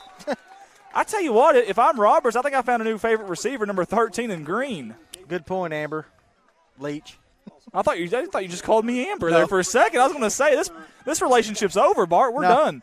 She's talking about the flag. She said, I wouldn't want to touch a flag that's been in somebody else's pants. Well, I think they get washed every week, though. A little Tide bleach, if you will. But yeah, I would hope so. Yeah. But how do you – it looks awkward digging down there for it. Going deep to Caden. He overthrows him. Good job by Parker Davis. That's a touchdown if he throws it on the money, I think. Yes, sir. Well, if Parker Davis doesn't kind of get physical with him there about 5-10 yards up the field, it's a touchdown. Good job by Parker Davis. He did a lot of that last year as a sophomore. Hey, we got a guy, David Keys. He said, I hadn't played in 2 years. I played for Manila, and Corning has came a long way. Really happy for them. That's awesome. Thank you, David. Yeah, seriously, thank you. That's awesome. And yeah, it does look a little awkward when you're reaching down your pants there. And I think this is a illegal formation by Yellville here. This guy, the near receiver, is not on the line of scrimmage, but they're going to let him play it anyways. Flushed out of the pockets, Roberts, near side, looking for someone. He fakes. Get him. Comstock's going for the second. He's got him! A true beast tonight, number 44 in white. Look, Maul, there goes that man again. Holy hay bells. No regard for human life. Number 44 is having him a heck of a night. I don't know if Jared or Gage or Adams got the tackles back at home. That was Bosworth's number in college. There you go. Bart's already made the comparison. You see the AM on the helmet. That's Annie Morrow. I know Annie Morrow is looking down tonight, and she's proud. She's proud to be a Bobcat, and sure do miss that young lady. I do, too. 9:50 to go here in the fourth quarter. Hey, 8 seconds on the play clock here. I don't know if they see it or not. She never 5. called me by my first name. She'd always say Bart White. Bart White, there you go. Flushed out Roberts to the far side. He's looking to pass. He's got a man. Oh, it's picked off by Parker Davis. He sidesteps a guy. Another turnover by the opportunistic Bobcat defense. Holy hay bells, what a play. Yes, sir. Gotta love it. Lucas Broadus wants us to give, I'm sure he's talking about Comstock, get him a scholarship. Man, absolutely. Let's get him seen. Y'all share this feed.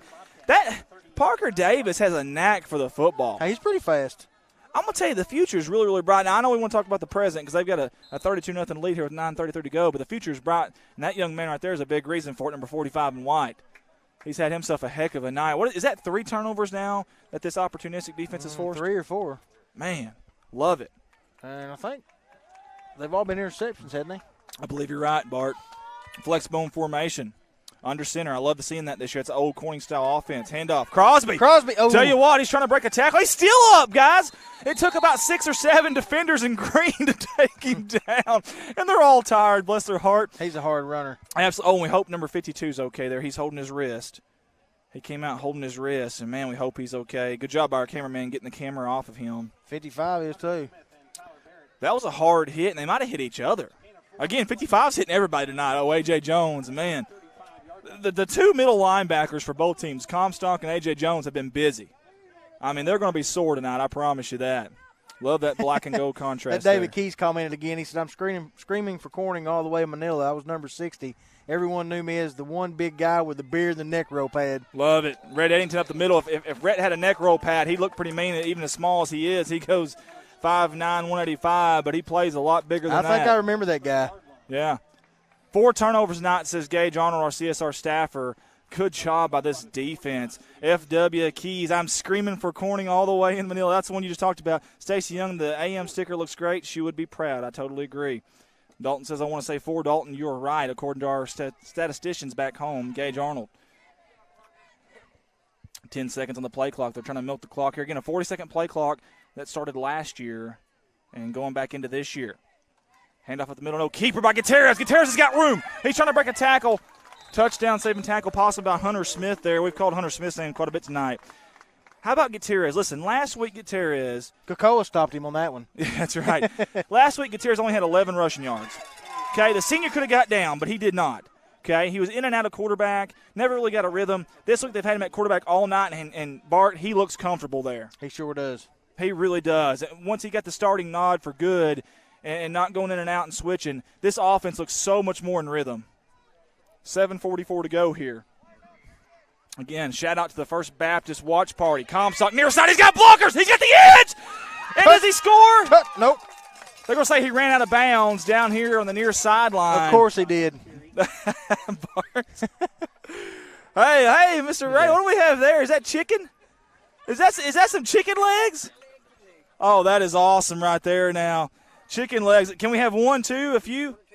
Take all of them? All right, can we get us on camera? What we got on camera right there? Look at that. Oh, that's a smiling face right there now. That's what I'm talking about. Wonder where they came from. Bobcat football and chicken legs, it don't matter where they came from. I'm hungry.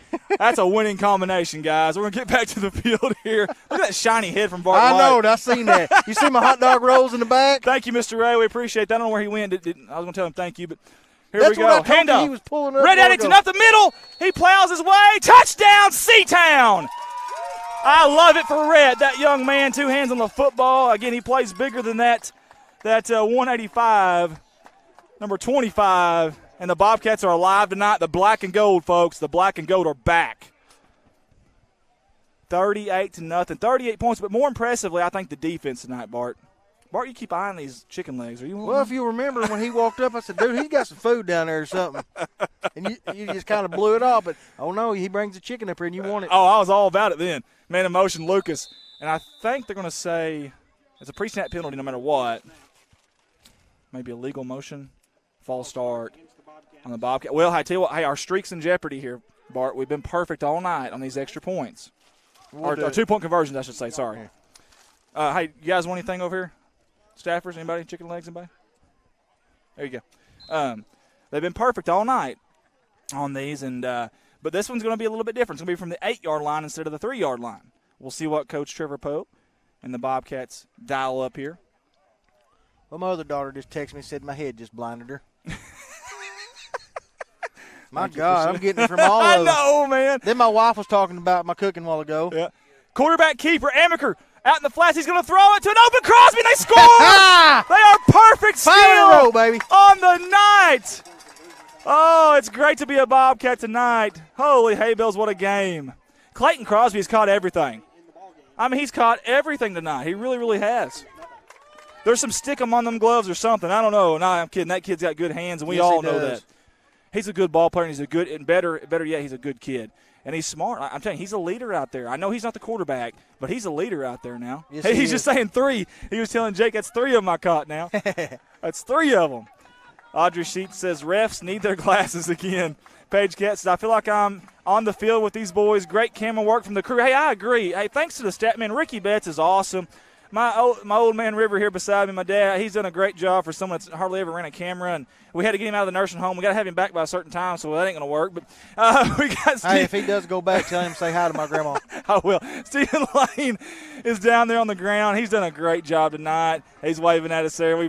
Trevor Poe look-alike. He can hear me on the headset. He really looks like him from the He side. does, man. Look at there we go. We got him. Yeah. Little Trevor. Yeah, let's show the side angle. There we go.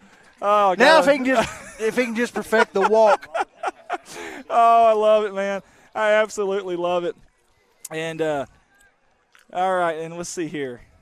We have got how much time here? Okay, it's there, 7:29. Sorry, guys, I couldn't see that. Rocky Flores here.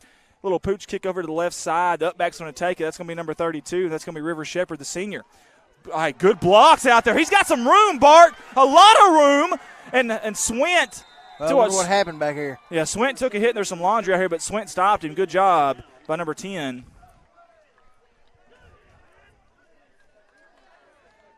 We'll see what the laundry is. Either blocking the back or a hold more than likely. Or is it a personal foul? Sorry, I had this bar in my way. Personal foul. Oh, wow, very interesting. Personal foul. On them or us? That's going to be on the Yellville Summit Panthers. I want to make a shout-out, too, here to number 64 in wine. I know I haven't mentioned his name tonight, but he plays hard, I promise, and that's Ethan Jordan. I call him the J-Train. He's just a sophomore, man. He goes 5'7", 240. Coach said he's probably the strongest sophomore that he has ever had. There he is, number 64. 440-pound squat, 260 bench, guys. And, hey, he's got a nice nose for the game, Coach said, too. That young man right there is a baller. Now, he played a little fullback last year, too. He's pretty fast. He is. He had a bit. He broke one at Salem, I know, in the scrimmage game. Yeah, he did. I got it on my phone. Oh, broke a big one. That young man Too bad right I there. can't share it. And he's fun-loving, good heart. It comes from a good family, too. Comes from a very good family. And we love Ethan, the J-Train. And sorry, there's some nights we catch a lot of people and some nights we don't. And I haven't really said much about him tonight, and I apologize. And as Audrey Sheets says, good stop, number 10. I agree. Hey, listen, he took a lick there, but I love getting out there, no fear. You know, Swinton didn't play a whole lot last week, and tonight he's done a good job. This defense has. Let's see if they can keep this shutout with 7:19 to go. Cantrell, far side handoff. He's got the edge. He's got room. He cuts it out. He's still going. He's caught from behind by, I believe, Comstock again. Gage, Jared, or Adam at home, if you guys are still watching, do we have a tally on tackles for Comstock? Because I'd love to hear it. Hey, give Cantrell some credit there, too. He had 184 yards last week. He's pretty quick. Yeah, I mean, he broke 2 big ones last week, a 51 and a 57-yarder to number 1 in green. He is a baller. Now, he's an athlete. He's going to come off the field here. Very interesting. No, Coach says, get back on the field. We need you out there. You're not getting no break. Get back out there. Would be nice to get a shutout tonight, though. Oh, wouldn't it, though? Man, it really, really would. We're definitely going to get the win, but a shutout would be awesome. They would love it. It'd be big from around. I wouldn't mind seeing some other guys getting here and get a little bit of playing time, too. Good job in the backfield, but he got away. Good job by Roberts. Oh, a hard hit. Who was that? Crosby got in the backfield? I couldn't tell. But I think it was. Grubb went up and put a lick on there, but Roberts, he held his own now, number 7. You know, here's the thing. This Yellville team, I know they may not have the biggest depth. They may not have the biggest guys, strongest guys, But they do have some athletes. You cannot sit there and tell me they don't. I watched enough film on them. They have got some athletes now. Corning has done a good job of bottling them up tonight. If you're Coach Tyler Golden, man, you've done a great job tonight as defensive coordinator. Cutting it up. There was Robertson. There's Grubb. He got him back. Good job by number 5. We got a flag late, and, man, we don't need this thing to get chippy. This is Somebody the last. wants to know when the last time we shut a team out. By 40. Oh, not by 40. Now, we beat Rector last year. No, we didn't shut them out, though. That's right, because they scored on the second drive of the game there. I don't know. That's a really good question. It's been a while. What was the score of the Manila game last year, guys, at Manila? Do y'all remember? Was that a shutout? I can't remember. They scored, but I don't remember. That's a great – hey, that's whoever asked, that's a great question. I would love to know, and especially on the road. On the road. 3 hours away, too, by the way. We're in a totally different time zone, almost in a different state up here close to Missouri, to be honest with you. We got a little confusion out here by Yellville as far as personnel and the scheme. They're only down to about 10 on the play clock, though. They should be okay here. 9 seconds. Down to 7 seconds. The coach is yelling at them now to see the play clock. They do. Roberts gets it off. Strolling to his left. He's going to throw, and he's looking for his favorite target. That's number 13. That's Curtis. Incomplete. 197 tuned in with us tonight. Man, you guys are awesome. Shayla Amcraft cheered for 3 brothers and friends throughout the Bobcat years. I'm a proud mama to watch my son be playing as a Bobcat. That's awesome. Heath Salmon's Manila 20, Mark Tree 18. Well, hey, we're happy for our friends over there at Manila. I don't know if that's a final, Heath, or not, but it probably is. We had the injury timeout for quite a while. Somebody said they think it was 35-12 we beat Manila last year. Okay, very good, very good. So that wasn't a shut. We need to go back into the vault there and see, because that's a good question. It's been a while. It has. Roberts with a keeper. Man, he's going to pay, but, man, number 7 puts his head down. He's still going. That is a tough kid there for Yellville. Very tough. We've got a player down again. That's a Yellville player. Let's keep our cameras up. Good job. Good job. Man, it could have been an 07, maybe. Yeah, it's definitely been a while, especially on the road like this. I don't know. I want to say something real quick about Larry Treadway, okay? Listen, a great coach isn't someone who gets you to believe in him. A great coach is someone that gets you to believe in yourself. And Larry Treadway has done a fantastic job at that. And I'm going to tell you something. He's a great coach. He's a great man. Larry Treadway is. And I'm happy to have him. I really am. I'm happy to have Coach Treadway here. I know he took over a job that, let's just be honest with you, it wasn't easy. It wasn't the prettiest job. It wasn't the fanciest job. It didn't have the best benefits as far as able to hire so many assistants. I mean, look over at Hoxie and teams in our conference. I got 7, 8, 9 assistants. That young man, I say young man, you see the gray hairs back here. We are so happy to have him. We really are. He's been so good to me and us personally here at CSR, and him and his staff get along so well. He told me, he said, Andy, I'll be here as long as the passion's still there for the kids. He didn't say about winning. He didn't say about any of that. He said as long as the passion is still there for the kids, and I love that. And he wasn't happy with last year's results, but I thought after a 42-game losing streak, winning 2 games in a row was pretty good, but he wasn't happy with it yet. Look at that hard hit by the kamikaze Grubb. Oh, man, he's eating tonight, is Mr. Grubb. Get your grub on there, number 5. Man. Andy Adam Valance says Manila 36-0 according to Friday Night Lights, October 4th, 2019. So they did win. Okay, so we did win. Okay. Corning won. That was the game that we streamed over there in Manila. I don't know why I thought they scored. I may be totally wrong. Well, yeah, who knows? But I was there. I just don't remember it. There you go. I remember y'all cracking jokes about me on the CSR, though. Intercepted again, was it? Incomplete. Parker Davis. Man, he's everywhere. He just has a knack for the ball. He has a good nose on it. Highland beat Piggott 36-34. Highland just edges Piggott. Boy, that was a barn burner there. You see Parker Davis coming off the field. Man, he's got his hands on the ball a lot tonight, and he's not even playing receiver. He's been playing D-back. 1979 Bobcats, 42-0 over Rector. I love that. 42-0. October 4, 2014 was a 44-0 win set on bounce. We got all these archived statisticians coming out of nowhere. We got 3:27 to go here. Hey, power of Google, baby. I love it. The internet, technology, folks. Technology. Gotta love it, guys. I tell you what, this is a pretty young team, these Bobcats. I mean, the future is really, really bright. I mean, you see Treadway there. You've got guys, that are seniors that are playmakers, but, man, you've got guys like Landon Lucas, and you've got guys like Red Eddington, and, it's cool to see that in Parker Davis and all these guys making plays that are young, and Fisher Francis, we mentioned him earlier as well, and there's some more good ones over there that are young, Charlie King, and and guys like that. We've called Dalton Reed's name a few times, and Kikoa's been out there at receiver quite a bit. Landon Berry, I know, and John Swint. This is a program that I think they're in the right direction. I think last year they built the foundation, and it's a culture. You got to set a culture here. Let's just be honest with you. When you lose as much as they had the last 5 years, it's a culture. It's the attitude that you got to change. That's first and foremost, and I think he's done a very good job of that. And that's Coach Larry Treadway and his staff. His staff has been awesome. And I want to thank those guys. And also Ron Golden. Ron Golden's on the staff this year with us as well. That's Tyler's dad, and he's done a fantastic job. Very nice guy as well. Here comes the Bobcats here, first down and 10. Toss out there far side. That's Titus. And, boy, he cut it up in a hurry. Look at him go. Look at little Titus go now. Hey, his dad was one heck of a running back. Michael Haggard. I have heard that Yes, many times. Number 13, Titus Haggard there. And, he had 5 rushing yards last week versus Cave City. He did get in late. And he's a tiny little thing now, but don't let that fool you, Scrappy Doo there. He can move, and he's not afraid of contact either. That's what I love about these Bobcat running backs. They're not afraid of contact, and they will hit you. As you see, number 70, I think it was 78. I don't even have a 78 on our roster, Bart. I don't know who that may be. We need to figure out who number 78 is for the Bobcats down here in white. I do not have a 78 on my roster, but we'll figure that out before the night's over with. 40-0, good not to be a Bobcat. 2:42 to go. Handoff up the middle, and there's nowhere to go there. Good job by Yellville up front. I think it was number 32, if I'm not mistaken. That's River Shepherd on senior night. He was a little bit hurt earlier too. He was the up back that had the kick return. Had a really good kick return that was brought back because of a personal foul. And if I'm River Shepherd, I'm a little upset about that. You took away a really good kick return over a silly personal foul earlier. 2011, Adam Valance says Corning beat Manila 43-0. Still, Adam's done a good job for us on the staff, and so has Gage and Jared Grady. Gage Arnold and Jared Grady, thank you guys. Y'all awesome back at home, and we've had a really good viewership tonight. We appreciate you guys. Used to play open gym, both them guys. Yeah, absolutely. There's a keeper. Oh, what a move. Shaked him. He shook him out of his shoes, and that's Swint on the carry. Wow, let's look at that again if we can, Colton. If we got time, I don't know. We may have hit the replay a little too late here, but watch this, man. Watch the replay here by number 10 in white. Over here, a little whoop. Look at that.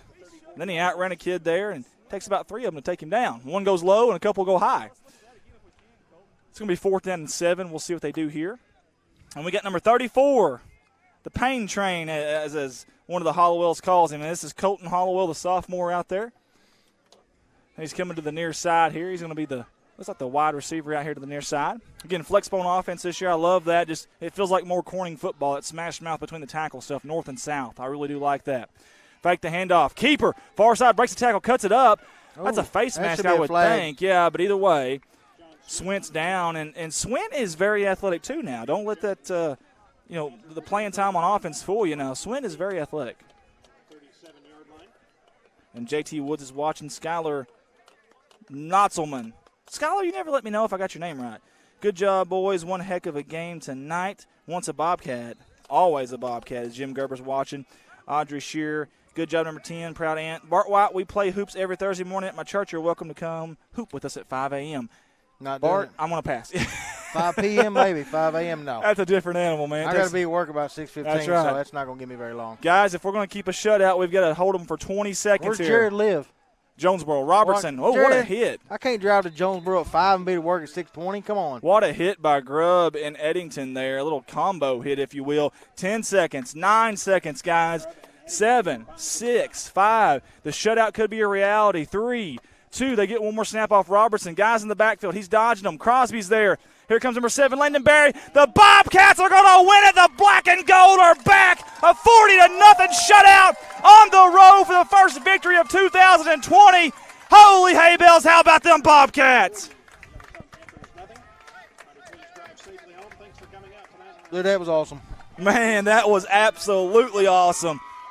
I love it. We're going to keep it here for just a second, then we're going to go to our sponsor video, but man, that was awesome job by the defense. The offense played extremely efficient tonight. As you see, love the Rover cam down there. Let's get them. That's right. Let's get them on the camera there. I love it. Absolutely love it. You don't pronounce Skylar's name right, he just said. Oh, man, I did. I thought I did so good. I really did. We're about to get our sponsor video ready, guys. Stay with us, though. We've got more to come right on the other side of this sponsor video. Guys, we'll be right back after these words Hang on. We will be right back here in just a second after these words.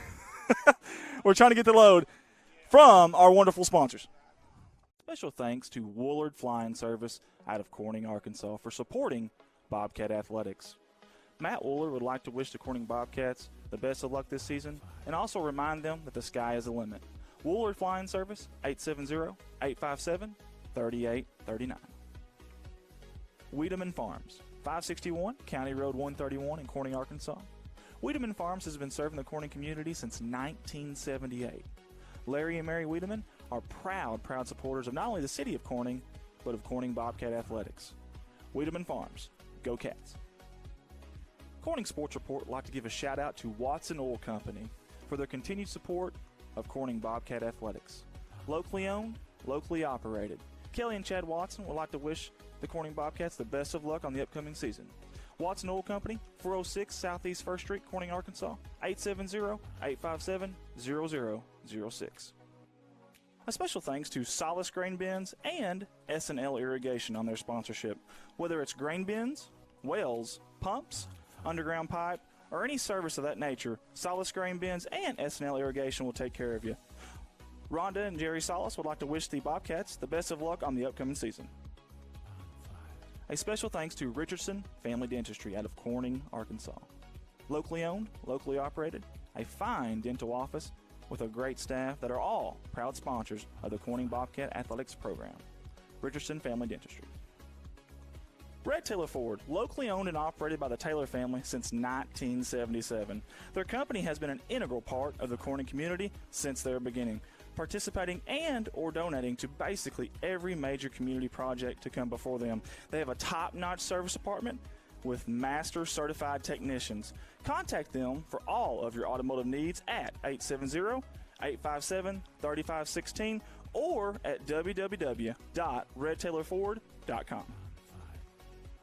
CSR would like to thank Parkview Restaurant of Corning, Arkansas for their sponsorship.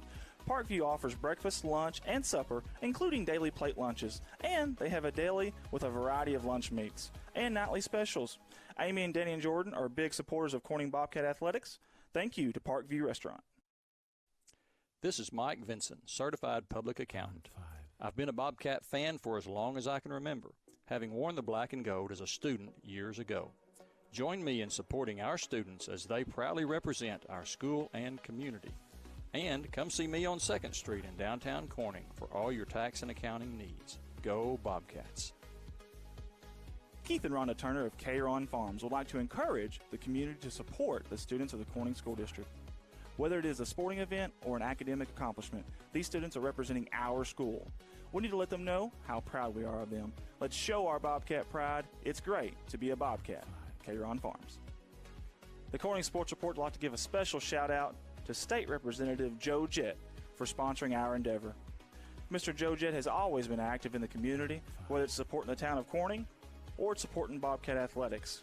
This is a political ad paid for by State Representative Mr. Joe Jett. Corning Sports Report would like to say thank you to Jerry and Linda Turner of J-Lynn Farms. Jerry and Linda are sponsoring us with a black and gold package this year, and they are proud supporters of Corning Bobcat Athletics. J-Lynn Farms.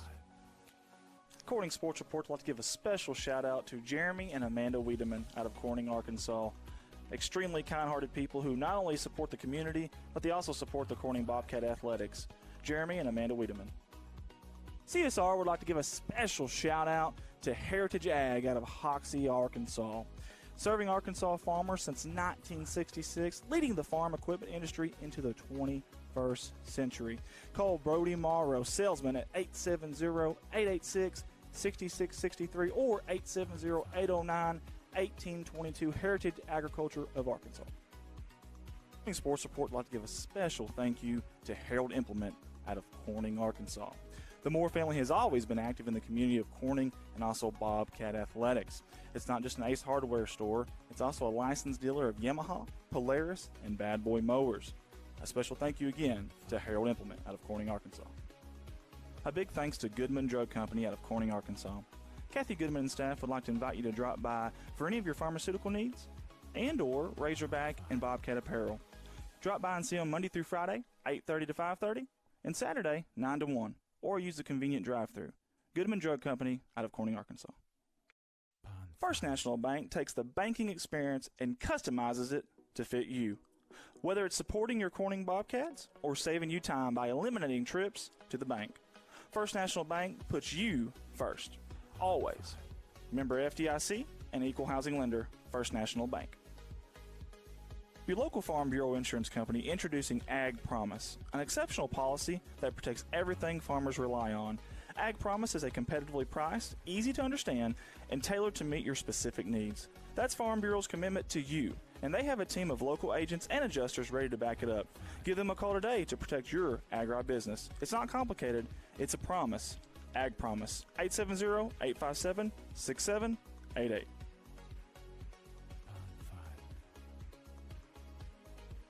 CSR would like to say thank you to Clay County Electric and Clay County Connect, a broadband company, for their sponsorship for Bobcat Athletics.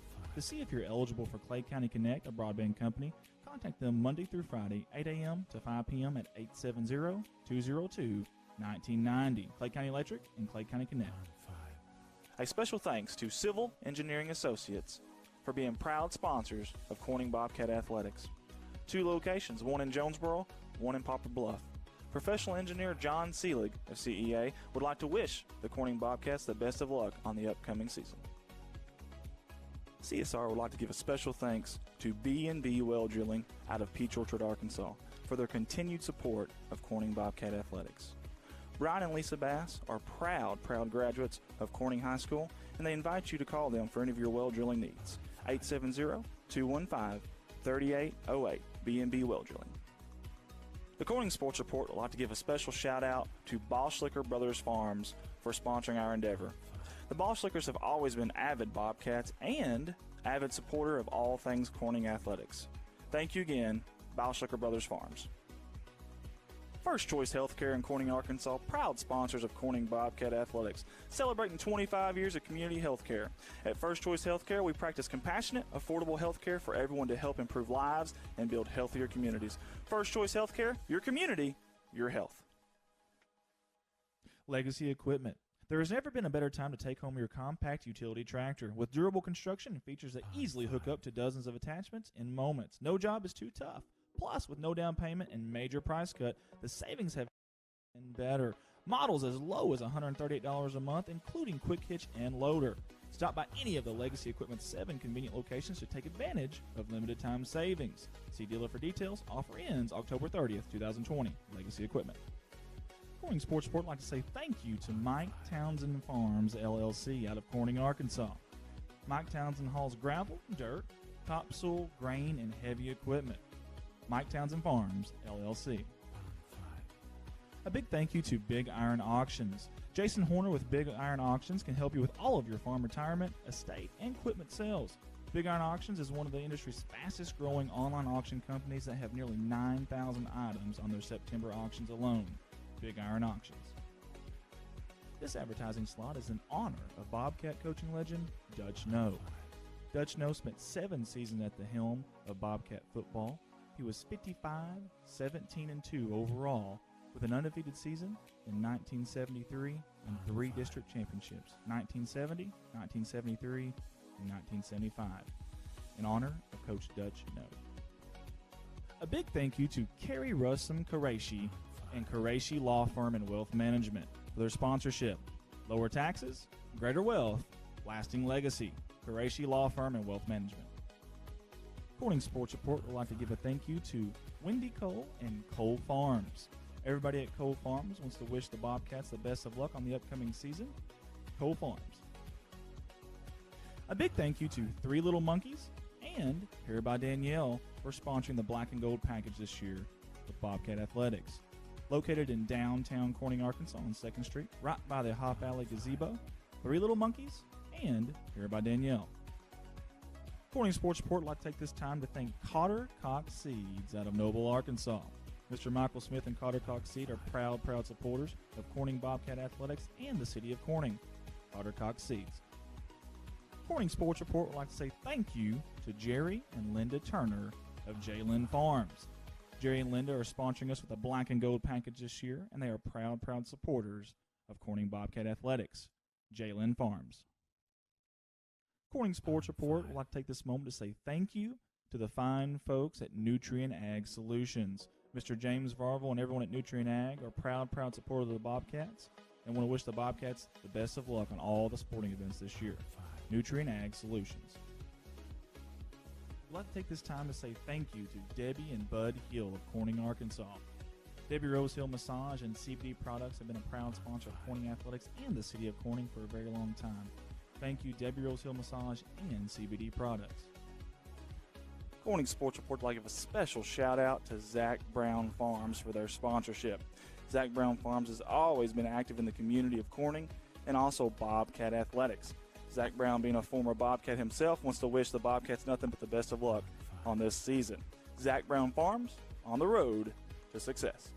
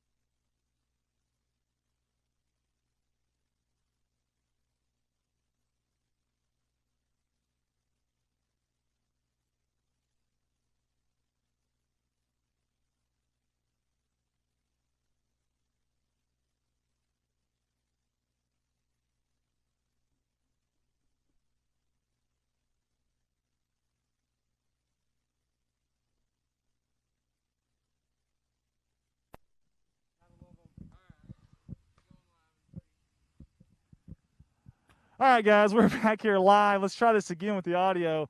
I believe someone unplugged our stuff up there. Crazy. Listen, we started off this day talking about 9/11 and how it was a day that we would never forget and we would always remember. Well, I'll tell you what, tonight I think as a Bobcat fan is a night that I'll never forget and always remember.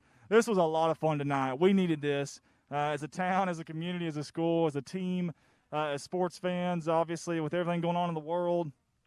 This was a lot of fun.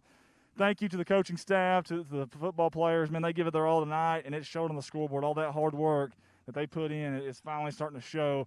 Listen, is Yellville a powerhouse? No, they're not a powerhouse. But listen, that's a good football team there with a lot of athletes that put a pretty good beating on a team last week, put up 42 points, and tonight the Bobcats on their own home field on senior night shut them out. Love it, absolutely love it. Listen, guys, we appreciate you guys for tuning in with us tonight. We really do.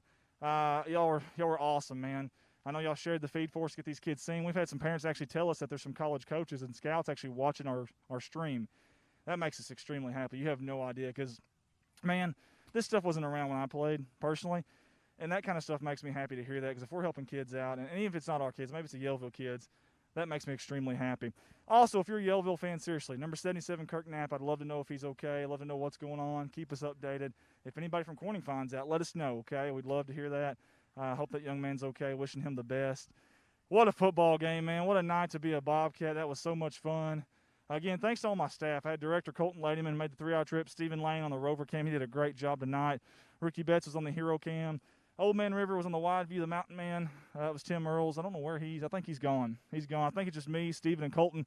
And I'll be honest with you, most of the fans here are gone. I know it's senior night for Yellville. There's a few of them sticking around. Our Corning boys are already in the locker room. Their bus is probably about to leave any minute now. I want to thank you to the Yellville Summit School staff, the athletic director, I should say, the IT guy, the tech guy here, head coach Lucas Morris. All of them have been extremely nice this week. They're also going to be staying late here tonight because it's going to take us a while to tear all this stuff down. So big thank you to the Yellville Summit School District, all the faculty that was so nice this week. Great hospitality. I know it's in northern Arkansas, but great southern hospitality. So we want to say thank you to them. Guys, we appreciate everybody for tuning in with us. Hi, guys. Until next time, which is next week against Salem. Friday night, we'll come back to you live. Actually, Thursday night, because I think Corning and Piggott Junior High play, I believe. Until then, guys, from everybody at CSR, do we have any stats that we can give out, Colton, real quick before I leave? Comstock had 10 tackles. I think he had a forced fumble maybe or an interception as well. So Comstock had a heck of a night and a sack. Davis had 5 tackles, Parker Davis, and he had, an interception or 2, wasn't it? 3 deflections, a tackle for loss. Parker, son, that's a great night, young man. Jake Gutierrez played his heart out tonight. Amaker, the offensive lineman as well. Hey, if you're Yellville, too, we got some Yellville stats as well, if Yellville fans. Number 7, Roberts. That's the quarterback, guys. The senior on senior night. 10 tackles for him. He played hard. 55 Jones, who tackled everything. He had like 14, 15 tackles. It felt like 37. I mean, he tackled the referees, everybody, his own players. That young man. Hey, you want to get in the camera here? We're live on TV right now. You want to say hi to somebody? Anybody? No, you're good? Okay. Man, smooth. Number 64, Smith, had 9 tackles as well for the Yellville Summit Panthers. Guys, again, thank y'all for supporting us here. Awesome job tonight by the Cats. Get over here, Steven. Come on. Get over here with me. Come on. Get on camera. Get on camera here with me, man. One time. I'm going to come get you on camera then is what I'm going to do. I'm going to come get you on camera. Guys, we're going to end this thing tonight. He's trying to turn it. There's Stephen Lane. We appreciate him right there for jumping on board this night and making that trip as he's trying to run away and it ain't going to work. Colton Ladyman up there as well. Guys, I don't know if you can see me. I don't know if I can jump high enough, but we appreciate you guys for tuning in with us. Until next week at Friday at Salem, or actually at home versus Salem,